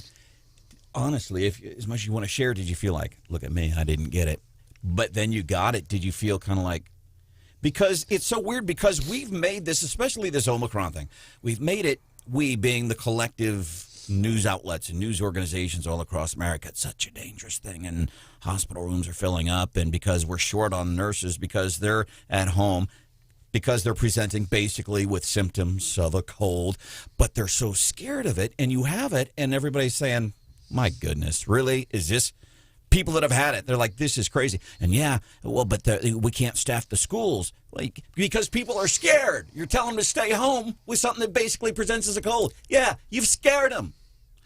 But did you feel like, oh my God, now I got it? I mean, honestly. Yeah, I felt the very first day, so there were other people around me in my region that had some of the comorbidities and were older, and so I think there was about a day where I was just like, oh no, I was just worried for other people. I was never really fearful for myself. And I think too, like, my kids aren't vaxxed, so you never, without the vax, you worry a little bit, I think, but once, and so I think as a parent you kind of always go to, like, what's the worst case scenario, and having heard the media, they want you to think that, and then we realized, what, it was a cold. Oh, I forgot one of the highlights of my weekend. I'm really trying to do Twitter. And so is what I've started doing. The Twitter or, the Twitter. Okay. Yeah. So here's what I did. I did the very thing that I despise, but there's a method to my madness. So I'm getting onto people that I follow or that follow me that are high profile, and I'm responding to things they said. That's called a blue check mark. Is that what it is? Yeah. People who are really high profile are verified, and they have a little blue check mark. Okay. So I'm commenting on that stuff, but even more, locally and statewide, and trolling people that leave comments and getting responses, and then think, okay, so maybe I'll get more Twitter, whatever, things like that. And this is painful. And so I spent most of my weekend trolling, and I got to tell you something. I thoroughly enjoyed it. Oh, God. Go figure. Figure. I enjoyed it. But I'm practicing for whenever I actually start posting my own original thoughts. By the way, we should, I've said, didn't I say this a long time ago, Hannah? We should do a pot. Everybody puts before the whole COVID thing and people got scared, put in money. And then the last person who does not get COVID gets the pot. Yeah, you had that idea. Yeah, because it's you probably. Yeah, he basically came up with the idea because he was the only one that hadn't had it. And still haven't had it. And I did. Knock on wood. I know, right? I got vaccinated in August, and I did it. And by the way, I didn't feel good after I got vaccinated. I'm not talking physically. I meant I felt like I had cheated on somebody because I was so adamant against it. But here's why I got it. I had a near and dear friend of mine who's, he's a very energetic, I would say, young man, but he's older than me. He's, owns his own business. He's all this stuff and, all that. He's healthy. He goes to the gym almost as much as I do. He got it. Hospital, 2 days, $15,000 hospital bill. And the guy, basically, he laid on his couch for a month. Wow. And that's when I said, okay, I don't want that to get me. I don't want to go that route. Yeah, did you see the tweet from the governor? He was he posted a picture of him and his wife at I think that it was when they were at the Super Bowl when the Chiefs were there last.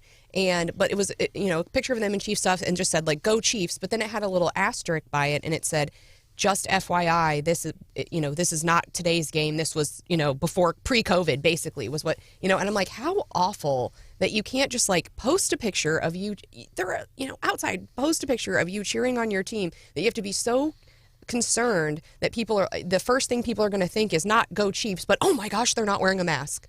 This is like a side note to that. If you're going to be critical of the governor, please get his name right. His name is not Mike Parsons.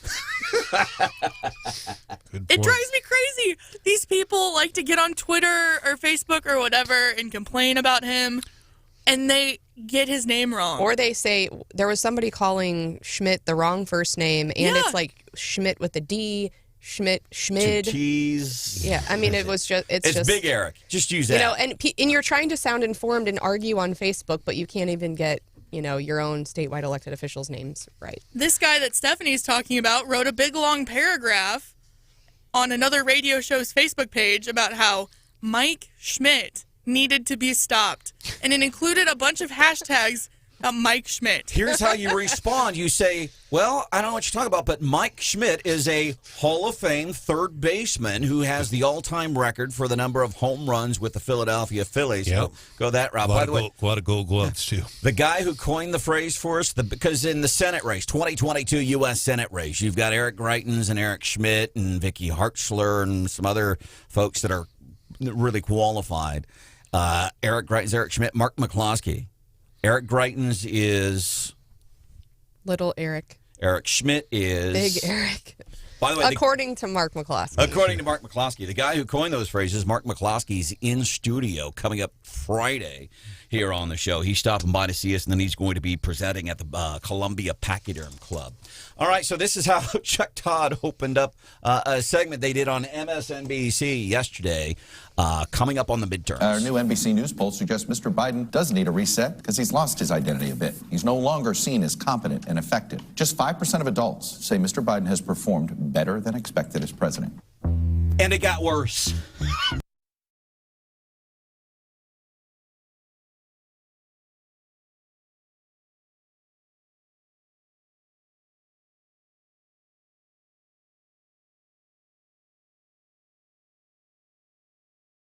So today, almost 50, man. That's going to be the weather. I'll tell you this. We've been talking about whiplash, cold. They're plowing one day, and then next day, someone's doing landscaping because it's 50, and they're doing tree trimming and cleaning out gutters and all that stuff. So we're talking about how they're just kind of okay.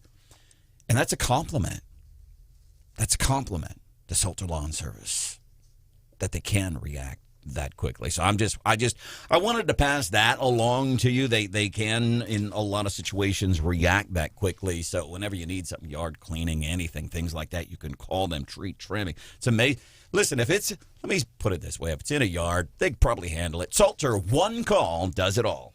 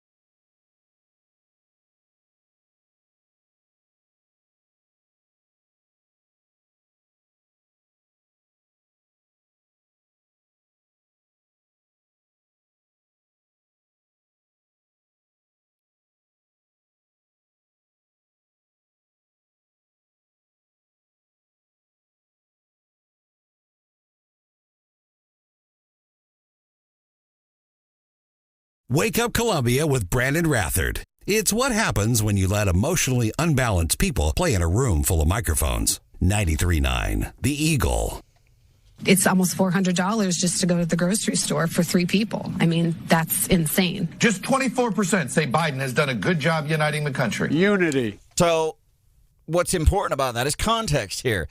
That is NBC. That is Chuck Todd on NBC yesterday. He did something really interesting. He looked at some poll numbers, which are the same that we're seeing. Incidentally, Biden's approval rating has gone up. We're not talking within the same poll, but there's one poll out there that actually has his approval rating going up compared to what we've been seeing in the other polls.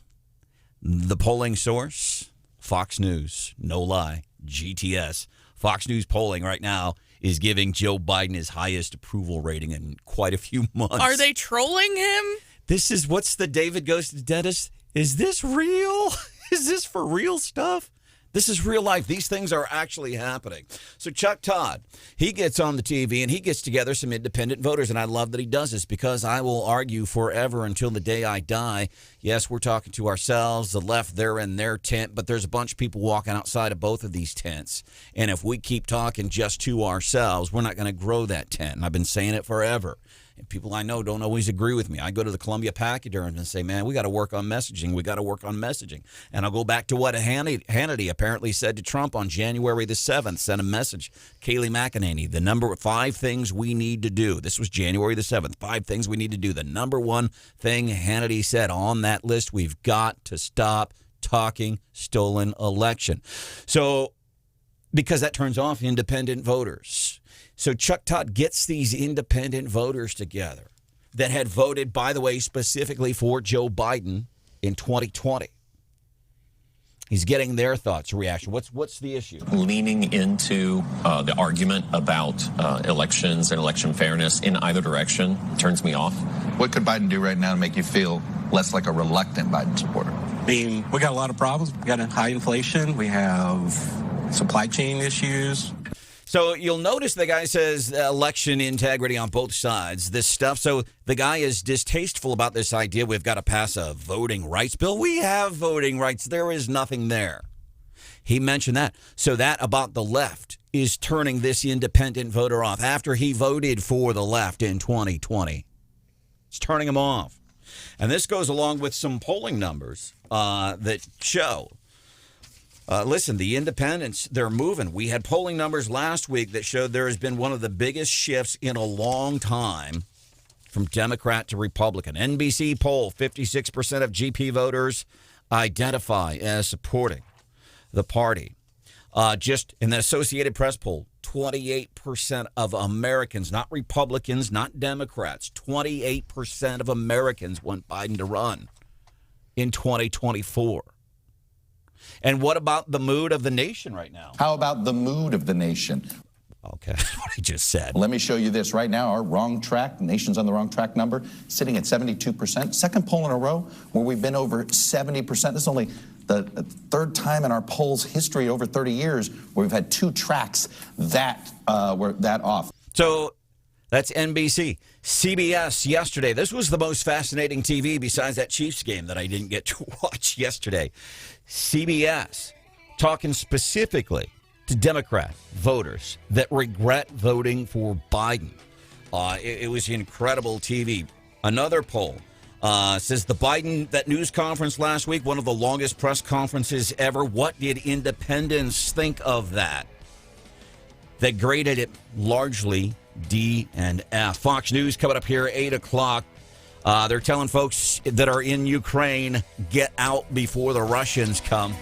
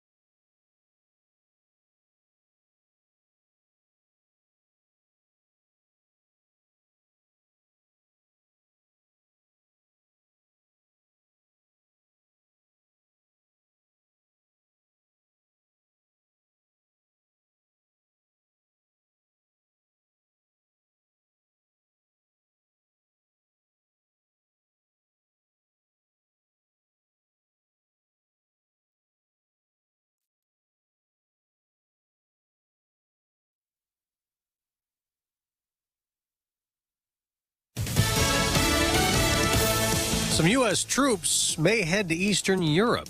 I'm Dave Anthony, Fox News. A possible show of force President Biden is considering amid fears Russia, with 100,000 plus troops at the Ukraine border, might invade. NATO says it's sending more ships and fighter jets to Eastern Europe and putting further forces on standby, with tensions running high over Ukraine. The NATO alliance says Russia is continuing to build up its military presence close to the Ukrainian border. The Biden administration says an invasion could follow at any time. The U.S. has ordered the families of American staff at the U.S. Embassy in Ukraine to leave the country. That's Fox's Simon Owen. COVID's record surge is waning in some areas, hit hard by the new Omicron variant first. But nationwide, there were another 4.7 million infections last week. That is a drop from the prior 2 weeks. Biden advisor Dr. Anthony Fauci tells ABC's This Week. There may be a bit more pain and suffering with hospitalizations in those areas of the country that have not been fully vaccinated or have not gotten boosters. There were more than 14,000 COVID deaths last week. That's an 11-month high. It's day 2 of a manhunt in Houston, Texas, for whoever killed a deputy constable who was shot at a traffic stop. In New York City, a police officer remains in critical condition as they plan a funeral for his partner. They were shot Friday night responding to a domestic dispute. A third officer shot and wounded the gunman. In Milwaukee, they're trying to solve a mystery after 6 bodies were found inside a home with no known suspects. However, there is no information to suggest that there is a threat to the community. That is Assistant Police Chief Paul Formolo. It's tax day. You can start sending your returns into the IRS's warning. You have a possibility of delays, urging us also to file electronically. But when it comes to passwords, all suggesting maybe use multi-factor authentication. America's listening to Fox News.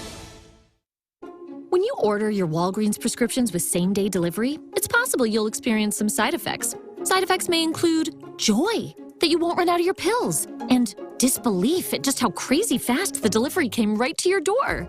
Get your same-day prescription refill today on the Walgreens app. To use same-day RX delivery or 1 to 2 business day delivery, you must be opted into prescription status alerts. It will appear as an option of orders before that store's cutoff time for the day. Certain health plans do not cover or participate in same-day RX delivery. Check with your health plan for further details. Excludes California. The Tunnel to Towers Foundation's 9/11 Never Forget mobile exhibit is a tribute to all who lost their lives on September 11, 2001, or from 9/11-related illnesses. This high-tech 83-foot tractor trailer transforms into an 1,100-square-foot exhibit, a tool to educate people about 9/11. Visit it in a city near you and join Tunnel to Towers on its mission to do good and never forget. Donate $11 a month at T2T.org. That's T, the number 2, T.org.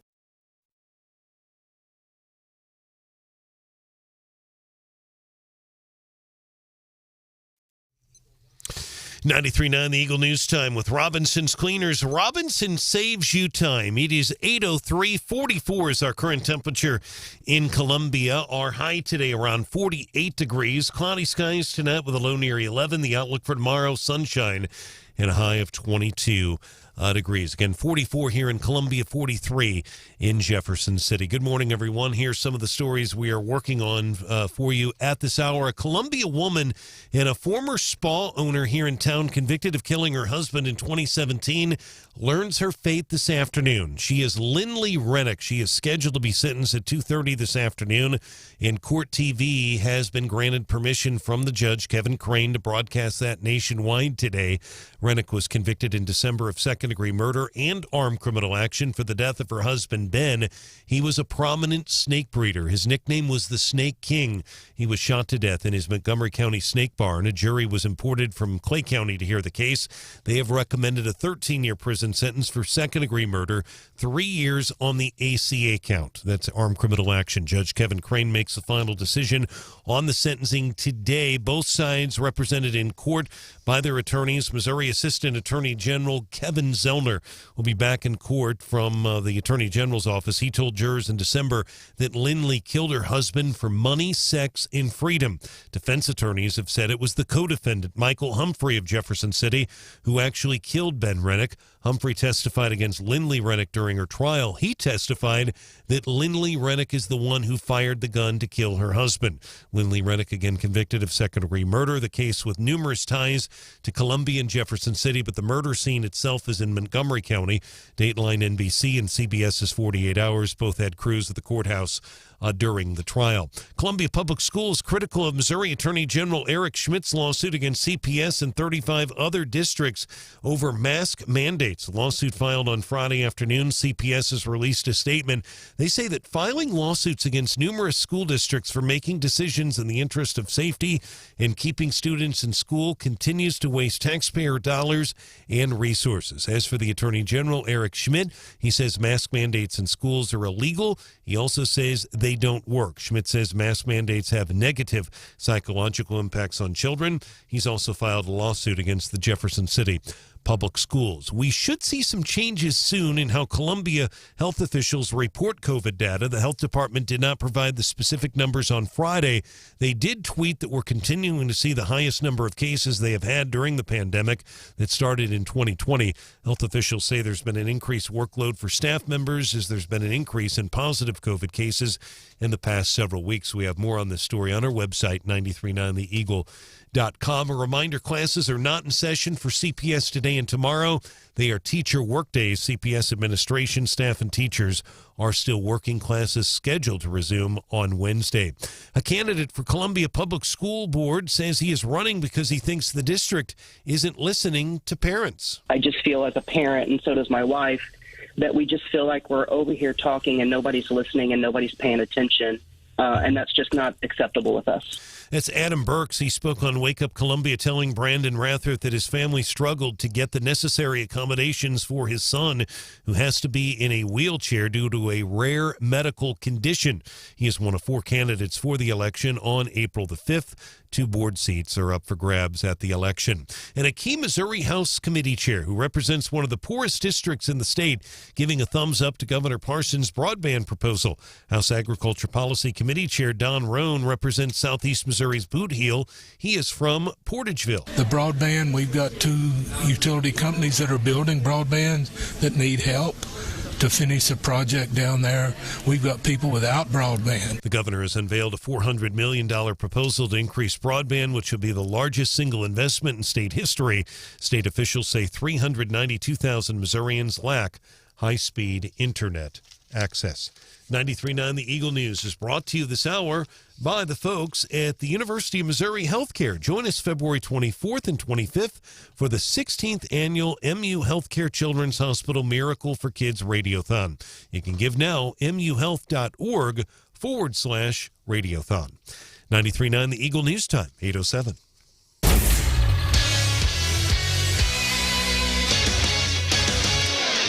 Turning our attention now to sports. We'll start with the NFL. Just a tremendous weekend of NFL playoff football. 2 great games on Saturday as the Bengals eliminate the Titans. That was a huge win, by the way, at Nissan Stadium. Joey Burrow, the quarterback there for Cincinnati, of course, won a Heisman and a national title at LSU. We'll see him next Sunday at Arrowhead Stadium. The late game on Saturday, Green Bay in San Francisco. 49ers didn't lead literally until the final couple of seconds of the game as time expired. That game-winning field goal as the 49ers knock out Green Bay in that game. It was the Tampa Bay Buccaneers and the Rams, a thriller there. The Rams win their game.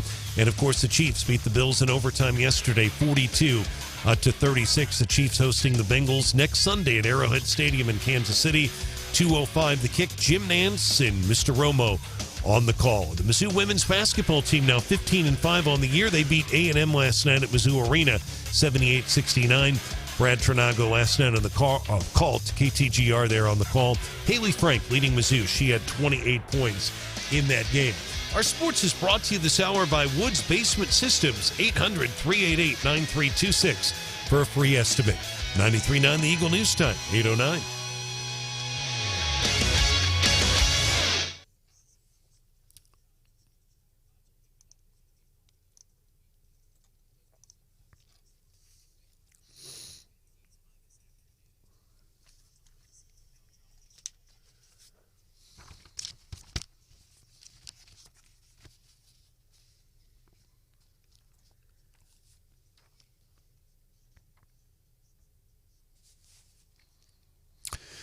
All right, Kevin, thank you. Great work this morning. Weather is brought to you by Club Car Wash, clubcarwash.com. Find a location near you. It's 44 degrees.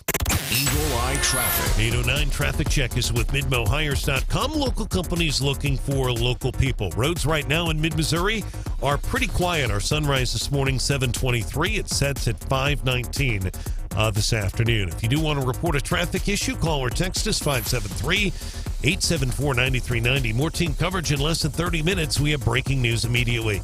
I'm Brian Hauswirth, 93.9 The Eagle.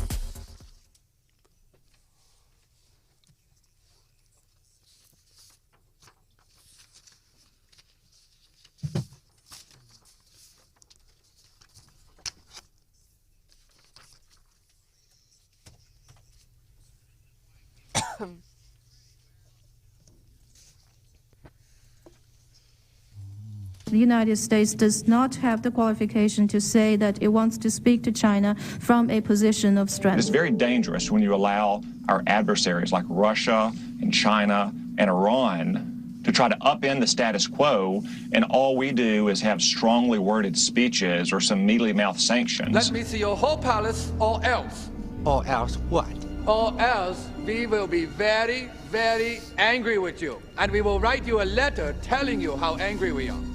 I'm envisioning all these world leaders. Here it is. It's 8:11 our time, mid-Missouri, hanging out, going to work, getting ready to, I guess in some places, take the kids to school. Wonder what these various leaders around the world are doing this morning. I envision they're glued. They're not even waiting for briefings from top brass personnel. Like, they're watching the TV to see what happens at the Ukraine border, where apparently Russia is stockpiling troops and stuff like that. And everybody's worried about an invasion, including NATO, other countries. And I just envision all these world leaders just waiting. Not so much because they care what happens at the and I believe this. I don't think the world really cares about what happens at the Russia-Ukraine border. That's another discussion. But they care more about what Joe is going to do. And they don't care how, Jen Psaki is trying to characterize it, right? They care about our actions. And so, based on, I guess Sunday, the State Department ordered all families of American personnel at the U.S. Embassy to leave the country. Yet the State Department is saying it's not an evacuation. But yet they're watching us exit, right? They're watching us exit. So they keep, they watch what happens at the border and they're like, it's not a crisis. Not a crisis. And the American people are like, give me a break. I can see it with my own eyes. And so, are we going to stand, with Ukraine? People are watching. They don't care what Jen Psaki stands up there and says. They're watching our actions, and our actions are saying, we're weak. Let's stop, look, at all pieces. China. I mean, that China, by the way, Joe had been napping in the Oval Office for maybe a month or 2 months at that point when China said, yeah, you don't come at us from a position of strength anymore. Now that this new guy is in office. We upset France. My goodness. How do you do that? And then wasn't Australia a little ticked off at us for a while? I mean, people are watching. And I got to tell you, if, let's say you're a newer listener or something, I'll try listening to this show because I heard they talk some politics or whatever. We're not saying this stuff like if somebody that's voted for Biden, we've been playing audio from regretful Biden voters all day long that were played on CBS yesterday. We've been highlighting that audio, people that voted for Biden, Democrats that voted for Biden that regret it. And then we've been highlighting, you've been hearing the independent voters that decided to vote Democrat last time and their regret. So even on a bigger scope, it's what we've known for quite some time. And to them, I want to say, so we're not being mean. We're not trying to say, ha, ha, ha, we told you so. Is what we are saying is, welcome to the party. Well, and I think we're also saying, get your priorities straight. Why are we so worried about forcing people to wear masks and not worried about what is happening internationally? I mean, what should be the bigger concern? Should it be China? Should it be Russia? Or should it be, that so-and-so didn't wear a mask, a 5-year-old didn't wear a mask to school? I mean, and the Democrats are so focused on COVID, they've fallen down on things that should be true priorities. What's more important, lawsuits or getting these kids learned? I agree. Yeah. I mean, that's been part of my frustration. And so, Schmidt just filed another lawsuit against CPS. And I think, I mean, that's his fight, right? And CPS, so now Schmidt's saying, you hate 5-year-olds, you're making them wear a mask. And now the school district is saying, Schmidt, you hate kids because you're wasting all the money on the lawsuits. But neither of them are focused on, let's get schools back to focusing on what we need them to focus on. And that is educating, like reading and writing. The 3 R's. Yeah, right? Writing, arithmetic. Huh? This is before your time. Neither one of those words. Reading, writing, arithmetic. Yes, that was a thing. So can you imagine? Listen, what? Even back in our day, yes, Hannah, this is real. Back in our day in Hauswirth, I'm assuming you remember too, we went to school because we were important. We had our little books and our pencils and a little sharpener. We're here because we want to learn the 3 R's. What are the 3 R's, Branden? And Branden would raise his hand. Well, the 3 R's are reading, writing, and arithmetic. And you know why I said that? Because that's what I was told in school. I thought for myself, even then, and I was in school, oh my God, that was the 70s, man. I thought for myself, like, hold up. Writing and arithmetic doesn't start with R. Yeah, apparently spelling was not one of the core values. Yes. So when a student, even in 2nd grade, could stop and go, hey, Mom, the teacher's talking about the 3 R's and how important they are, but 2 of the words, like, they don't start with the letter R. And she said, bingo. So even in the 2nd grade, and this applies now, when a student, as I did in the 2nd grade, thought for myself and stood up on my desk and rallied my fellow 2nd graders around and said, we'll have this I didn't do that. But I you know what I did? I repeated the mantra because that's what teachers in school were telling me. This crap still applies today, but it's on a darker scale. Think about this. You probably had the same experience in school. One day you realized, when I sit here and think for myself, I know what these teachers are telling me is complete and utter bull. And we did that. We thought for ourselves for a second. These kids, they're repeating this stuff because it's what they're being told. By the way, I want to give points for what they did at the Southern Boone County School District last week. Yeah, they kind of changed the policy so that you get a choice on the whole quarantining if you're just a close contact. So yeah, props to them for doing that. But also, I mean, back to this whole issue. A lot of Democrats are pushing back and saying, well, isn't that what we have schools for? You got local elected boards, you've got this local control. So don't we want local schools to be able to control, to be able to make decisions about health and about curriculum, right? And I think. I think in general people can agree with that. The problem is we don't have school choice, so we want educational freedom. So, that's fine. If I had the choice to go to this school or a different school, without having to pick up and completely move, then yeah, I think schools should be, free. But I think at this point we are trapped based on our zip code in whatever school we're in, and you can't recall your school board members. And so parents want educational freedom, and I think that's really the message here. So I spend my taxes all over, but only can be then spent in this community. Why not a choice for other? Because, Hannah, what's my Twitter handle? How do I, it's... I don't know. Rathert Branden. Rathert Branden. Rathert Branden. I should get on and Twitter that. Hey. Tweet. I should tweet that. Tweet.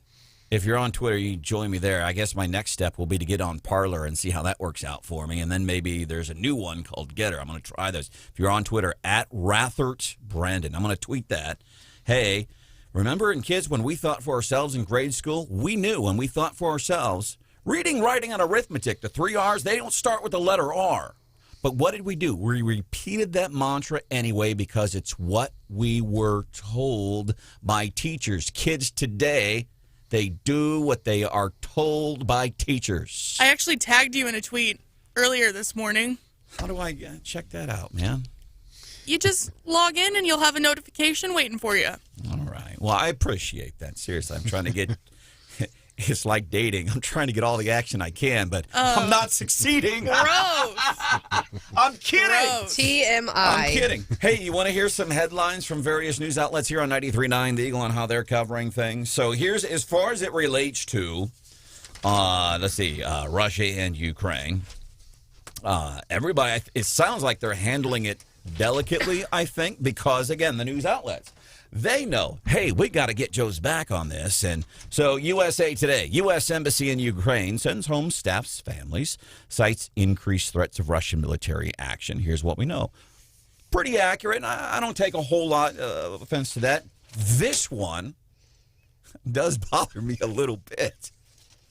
Biden cranks up pressure as Putin considers Ukraine invasion. Guess who that is? CNN. Cranks up pressure. Mike. Takes a snooze, lays down. Biden cranks up pressure? No. You want to hear what they're saying in Buffalo about last night's game? Sure. Defensive breakdowns lead to one of the most painful losses in Bills history. That is from BuffaloNews.com. Those are always the worst when they have the montage of like the little kids crying at the game from the loss. I cannot watch those. It makes me crazy. It's so sad. You know, when you're why are you laughing? It's kind of like the montage when Hillary Clinton lost the election. Oh, that right? one was epic. Oh, that one's So epic. good. That one's epic, but NFL games is sad. So before somebody goes out and says, oh, well, Branden Rathert doesn't like little kids, he was laughing about them crying in these videos with the Buffalo Bills losing. It's not about that. It's the idea that, yeah, it's on video because we do get emotionally invested in sports. And that's part of the attraction. Now, perspective here. This is the headline, BuffaloNews.com. One of the most painful losses in Bills history. Remember, Buffalo. They didn't say it was the most painful, but one of. Remember, this is the team that I think it was the 1991 Super Bowl. It was a Super Bowl they were supposed to win. It was closer than they thought. End of the game, last second field goal would have beaten the New York Giants. Wide left, Scott Norwood, and you remember the kick that missed that would have won the game, stunned the world. So that's how bad, apparently, last night's loss here in Missouri was. Coming up, Morning Bell with Stephanie Bell. Going to be looking at some business news. Excited to check in this morning. Yeah, a name I haven't heard in a while. Sarah Palin?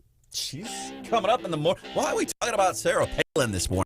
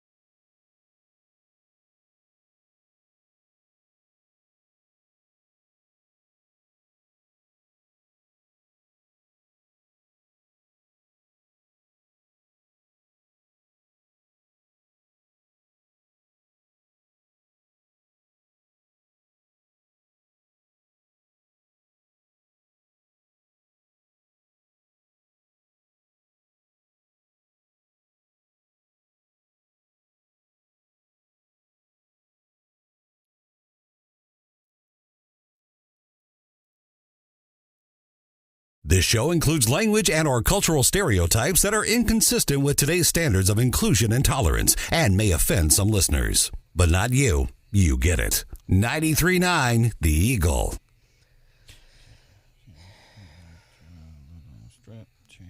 Essentially integrated into the general respiratory infections that we have learned to live with. I mean, we would like them not to be present, but they're there. Fauci, welcome to the party. He said over the weekends, probably just going to have to live with it. And we have been, by the way, when I say we, this isn't even a political thing. It's not we Republicans or we independents or libertarians and those Democrats. What I mean when I say we is I mean smart, intelligent people that have the ability to think.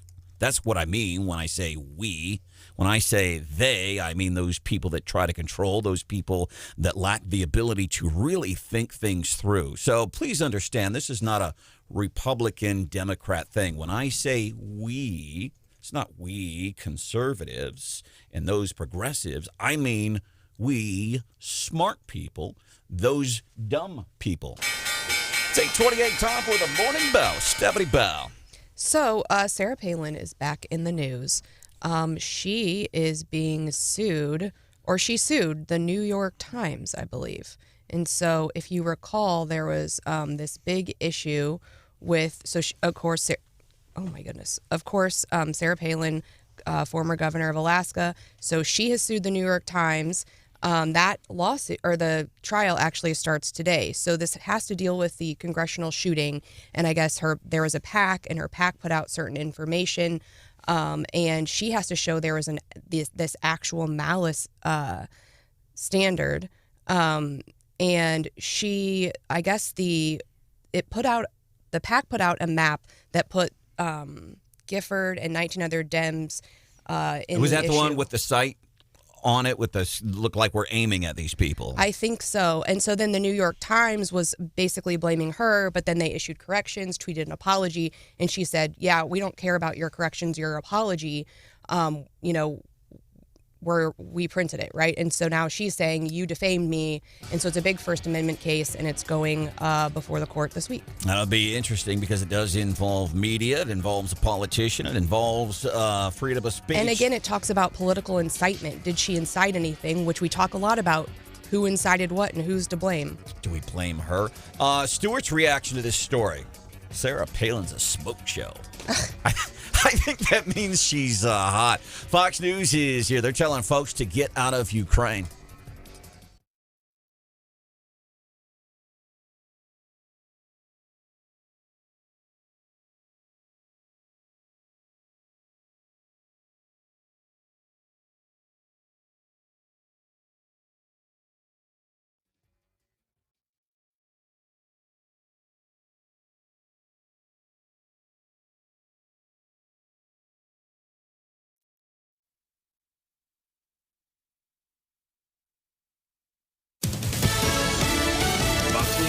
Chris Foster. Americans are advised against travel to Ukraine and Russia, and the embassy in Ukraine is reducing staff because of concerns over a possible Russian invasion. State Department officials say the departure of families and non-essential personnel is not an evacuation. This as NATO says it's putting extra forces on standby, as well as sending more ships and fighter jets to Eastern Europe. Fox's Tanya J. Powers, President Biden is considering sending more troops to the region as well.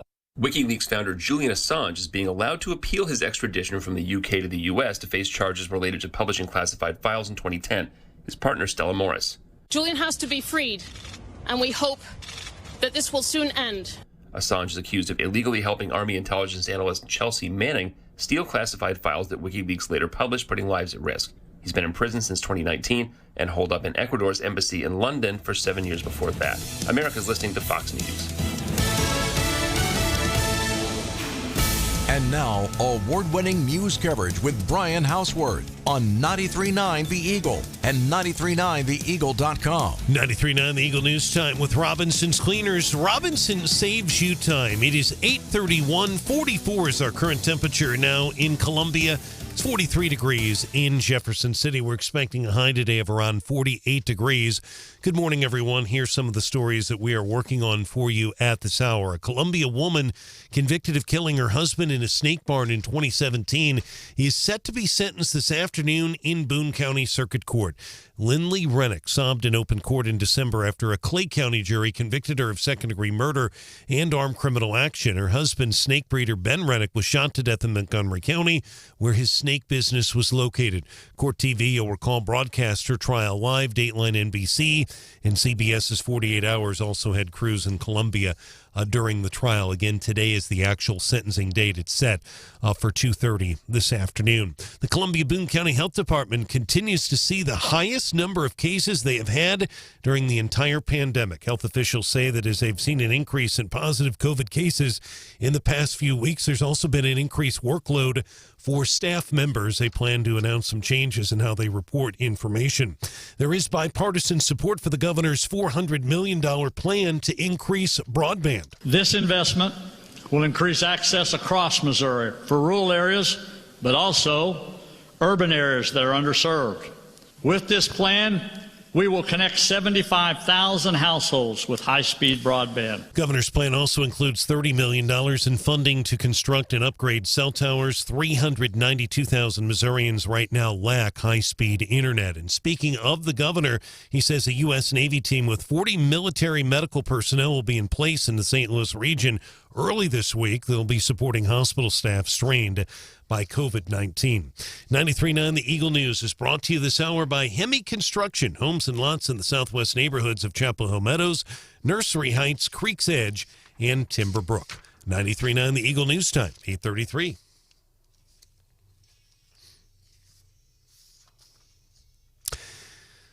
Turning our attention now to sports. The Mizzou women's basketball team is now 15-5 on the year. They beat the defending SEC champion Texas A&M Lady Aggies last night at Mizzou Arena, 78-69 the final there. Haley Frank leading Mizzou with 28 points. She had 7 3-pointers in the game. Chiefs beat the Bills in overtime Sunday at Arrowhead, 42-36.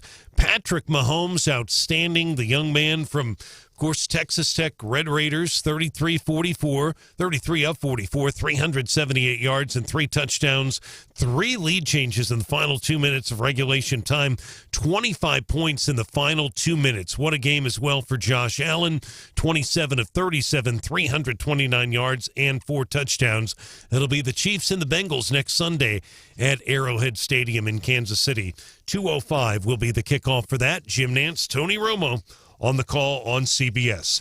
93.9 The Eagle News time, 8:34. Eagle Eye Traffic. And our traffic check is brought to you this hour by MidmoHires.com. Local companies are looking for local people. MidmoHires.com. Find a job or post your job opening today. Roads have been pretty quiet here in mid-Missouri. If you do want to report a traffic issue, call or text us 573-874-9390. More team coverage in less than 30 minutes, and we have breaking news immediately. I'm Brian Hauswirth, 93.9 The Eagle.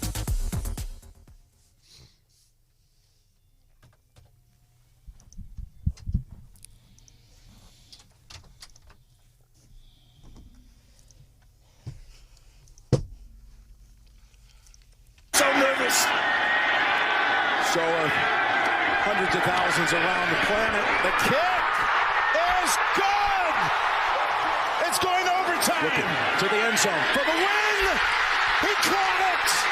Ball game.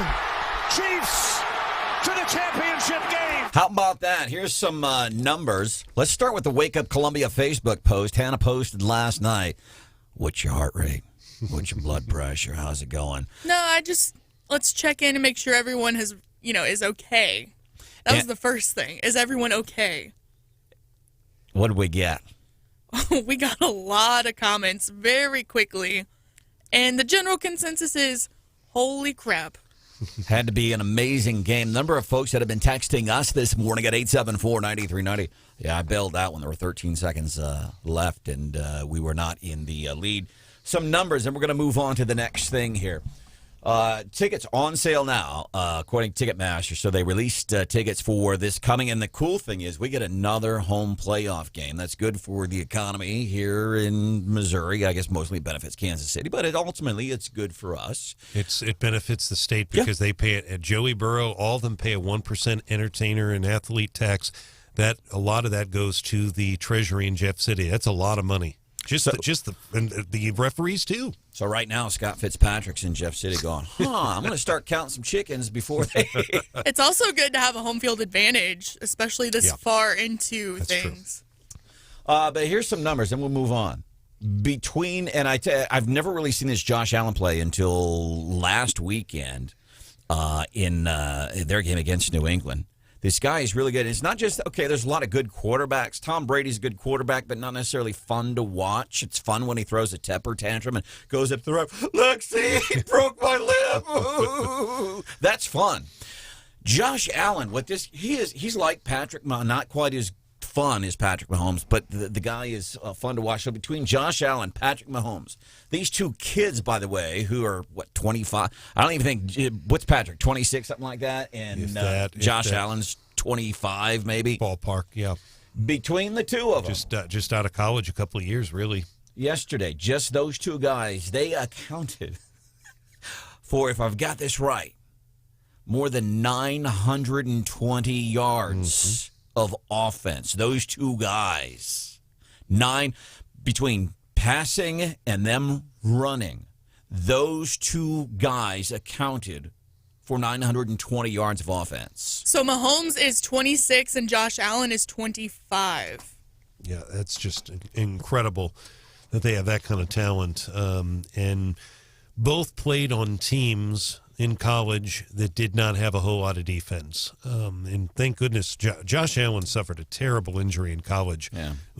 There was concern he'd never get to play. Tickets on sale coming up, taking on the Cincinnati Bengals, and then ideally it's on to the Super Bowl to face either the Rams or the San Francisco 49ers. Either way, it should be pretty exciting. Brian, welcome back, man. It's good to see you, my friend. I appreciate it. Thank you and your friend Marcy for the wonderful food. When I was away, I'm still dealing with some fatigue, but voice is not 100%. But it was a really gracious that you did that, and I appreciate that. And well, you're welcome. I'm glad I could have been of service to you. Absolutely. Really. Hey, what really happened, Brian, is Branden asked you if there was anything he could do for you, and when you took him up on his very generous offer, he deflected that to his friend Marcy and had her take care of it for him. The second thing I did was deflect. When you said, yes, I could use some stuff, man. I need some help here. The first thing I did was said, gosh dang it. I didn't think he was going to take me up on it. Glad you're back, man. Absolutely. People missed you. How are you, Steph? I'm good. So, yeah, the whole family kind of got hit with COVID, so we spent, about 2 weeks at home. Was not very fun, but, it was mild, though. How did your kiddos do being stuck at home? They did fine. I mean, it was, I think what's hot with Hannah today was about moms running to a football field and screaming. I didn't run to a football field, but there was some yelling in my house by, day 7. How is that with you, the whole family in the house for a week? It's horrible, especially when you when you still have to work, right? Yeah. I don't have the luxury to really take off, and so I was still working full time. Any of those days that you could not have come here and hung out with us? Because, the quarantine, don't want to give Branden a cold over here. Any of those days that you could not have come in here and, I would like to say physically done this, but there's nothing to it. Yeah, no, I could have been on the radio. Yeah. I don't want to put anybody but you could have done unnecessarily at risk. I felt I felt good enough that I was working my lawyer job every day for sure. I did not take any days off. Glad everybody's back. Hannah, thank you for what you did last week too. Should I mention this end of the show Friday? If you want to. I only want to mention it in case somebody may have heard and thought, wow, that was kind of rude. I am learning. It doesn't pay to, and I wasn't trying to be spiteful to Hannah. I was I ended up being spiteful. I was trying to make a point. What's that word? When you're trying to make a point, you're trying to be rude, but you do it passive-aggressive. I was trying to make a point to somebody else, and it may have sounded like it came. And as a matter of fact, afterwards, I went up and I said, hey. You did, yeah. Yeah, I'm like, hey, just, I'm working, I'm trying to do better. Next time I will handle this differently. I was just. So if anybody thought, gosh, Branden sounded awfully rude, it was, I apologize and said I will handle it better next time. I've been teasing you about it this morning, and you're still not quite to the point where you can laugh at it. But because I felt so bad as it was happening, and I saw your reaction, and I'm like, oh, my God, that's my sweet dear Hannah. Okay. And I'm like, oh, my gosh, I hope I didn't. Okay, what's next? Story last week, I know you were kind of out of the loop. Oh, by the way, big story. Today's sentencing for this gal. And this was a story that got lots of national attention in sentencing today. What's the sentence potentially? Basically, she is looking, we're talking about Lindley Rennick here, Branden. We're looking anywhere between probably 13 and 16 years, no more than that, for second-degree murder in armed criminal action. And barring something unforeseen with COVID that I'm not aware of, the sentencing is still a go today for 2:30, and it will be carried live on Court TV nationwide from the Boone County Courthouse in downtown Columbia. All right, thank you. Thank you, sir. One thing, Stephanie, I know you were kind of out of the loop and hanging out with your family. One of the things, NPR came out with a story saying that Neil Gorsuch refuses to wear a mask around Justice Sonia Sotomayor, which is important because she, I believe, has diabetes. NPR ran with the story. Other news outlets, obviously, with much glee, picked up the story and said, oh, my goodness, that selfish SOB, Neil Gorsuch, he won't wear a mask around Justice Sonia Sotomayor. And we, probably within less than 24 hours, Shannon Bream, incidentally, from Fox News, said, well, I've spoken with somebody in the Supreme Court on staffing, and said that is just absolutely not true.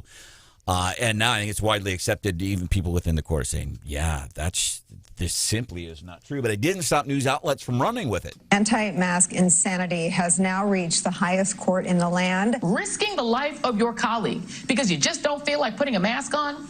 You, Neil Gorsuch, are both a rotten coworker, dangerous to be near in a pandemic, and tonight's absolute worst. Can you put a mask on to be polite? What kind of workplace is this? All of the other conservative members of the court are willing to go along with this. Why not him? See, it's a conservative, instead of just the other members of the court, the other conservative members are wearing a mask. Why not him? So you see, look at what those conservatives are doing. That's how the news talks about you. If you're an independent, libertarian, conservative, that's how they talk about you. And it turns out it just wasn't true anyway. Yeah, and I think people lose sight of, like, it is a very exclusive club to be a Supreme Court justice. And they are the only people who understand what it's like to have those types of pressures and that kind of job, with the other people that they're serving. And so although they might disagree on the law and the issues, personally, there are so many articles written about how close of friends Ruth Bader Ginsburg was with Justice Scalia, and they disagree, and so on a personal level, I think it's just ridiculous to think that any of the justices would have this, personal animus toward another one, especially regarding health reasons. And I think, based on what we know about the relationships of the folks on the court, I think, the media really got this one wrong. I'll never forget the story. You're a lifelong member of the Wake Up Columbia family. Brad Trinago told the story about Justice Ruth Bader Ginsburg and one of her friends on the Supreme Court, her friend who was appointed by a conservative president. So they have a basketball court in the court. And Ruth Bader Ginsburg, who, by the way, is related to former Columbia Public School Superintendent Pete Stiepelman, they would play basketball. Ruth Bader Ginsburg, the notorious RBG, would play basketball with somebody that they probably diametrically opposed on every single case that ever came before them in the court. They could hoop it up. 874-9390. John, what can we do for you, bud? Well, I've been hearing, you're reporting on this and you're playing the sound bits, and I have been hearing and I've been reading online that CNN has lost 90% of its following and viewership. And I just wondered if you could Yeah. if you could elaborate on that. So thank you, and that is true. As a matter of fact, so they picked up some viewers after Joe Biden took office on the 20th. They picked up some folks and then lost them, and that is pretty accurate. That is not an exaggeration compared to 1 year ago after their ratings spiked. But here's the thing, and this is important, is that they're falling even below most nights. CNN and MSNBC combined, their combined audiences do not match the audience of Fox.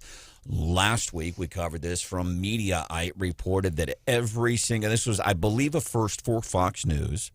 The nighttime shows, they always do well, but every single show throughout the day registered 1 million viewers. So most of the nighttime shows in the morning show has 1 million viewers. But every single show through every single day part, and it was like a first for them, got 1 million viewers, and they far outweigh. So, and I'm wondering, that's an interesting question, John. I'm glad you brought that up because we've been talking about some of this polling. NBC yesterday, Chuck Todd came out.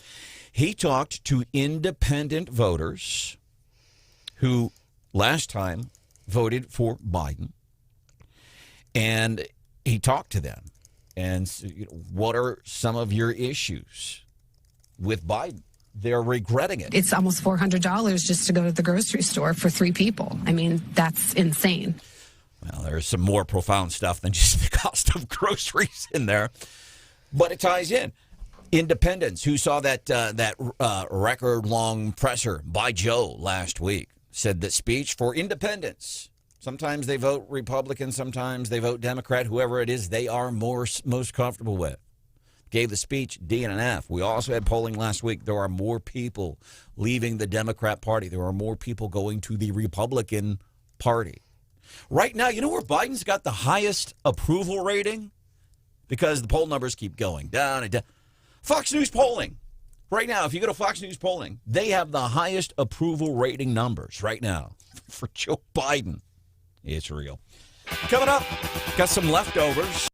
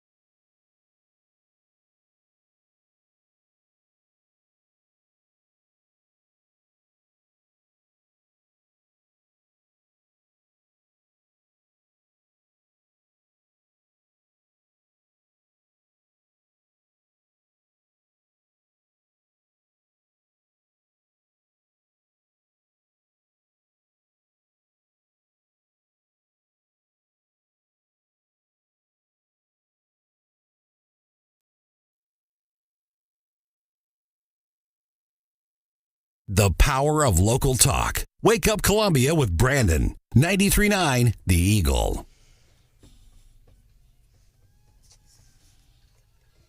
Call that area of control.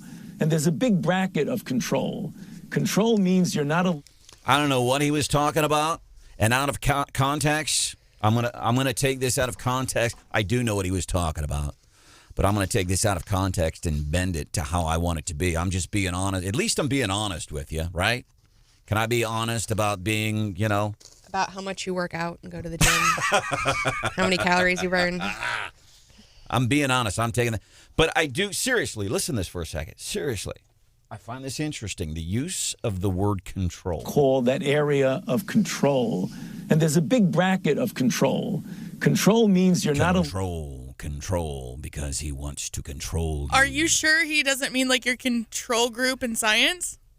And that's the spin. I'm taking it out of context. So when you get into work, tell you, Branden Rathert, Wake Up Columbia, Stephanie and Hannah and Brian, playing audio of Fauci. Call that area of control. He was talking about control and how important control is, It works, though, doesn't it? It works. A control group is really important in an experiment. No, he's talking about controlling the people. I don't know about that. Come on. Don't intentionally be fake news. Seriously, when you do go into work today and you tell folks that you listen to Wake Up Columbia on 93.9 The Eagle, please don't say that that Rathert kid was taking audio of Fauci and saying control. He wants to control people. He's talking about something else. Welcome into the show. We are getting ready for the Gary Nolan show. It's always my dad's best part of the day because he starts getting on the computer and he starts he's like me trying to get on the Twitter. How do I do this every day? But my dad, he gets onto the computer and he's trying to, how do I stream this online or on my app? So he's getting excited. That's coming up at 9 o'clock. Here's a big old serving of leftovers on 93.9 The Eagle. Enjoy. Some of the stuff we didn't get to today. Interesting story picked up from Politico regarding potential dual endorsements from Trump. It's important. Yeah, in the U.S. Senate race right here in Missouri, we know the candidates have been jockeying for the Trump endorsement. There's always social media posts about who's at Mar-a-Lago, who wished him a happy birthday first, who has a picture with him. Literally, there's a lot of people trying to imply that they have the endorsement. And now Donald Trump is saying he might not just endorse one person. He might endorse two people or more. And so the interesting thing in this race is there are ties for three of the candidates with former Trump or advisors. So Pam Bondi, who heads Trump's super PAC, has advocated for Eric Schmidt. Kellyanne Conway is advising Billy Long's campaign. And then Kimberly Guilfoyle serves as the chair for Eric Greitens' campaign. And she dates Trump Jr., right? Yeah. So he has all these connections. And so a lot of people, I think, had speculated because he has all these connections, he's just going to stay out and there won't be a Trump endorsement, right? But according to Politico, there might just be multiple Trump endorsements. And then the age-old question is, what good is a Trump endorsement these days? Is it good? I think in Missouri it is. And I think that's why you see the candidates jockeying for it. I think depending on the race, it could be different. But I think it's going to matter. And if he gets in this race, I think it matters. One of those candidates told the story on the show of how he invented or came up with the phrase Trump train. Billy Long told the story right here on the show. Coming up, it's Gary Nolan Show. Hope you'll join us tomorrow. By the way, podcast of today's show, you can go back. It's like the Reader's Digest version. It's condensed. It's all the good stuff. Wake Up Columbia on demand anytime, all the time. 93.9theeagle.com. See ya. Bye.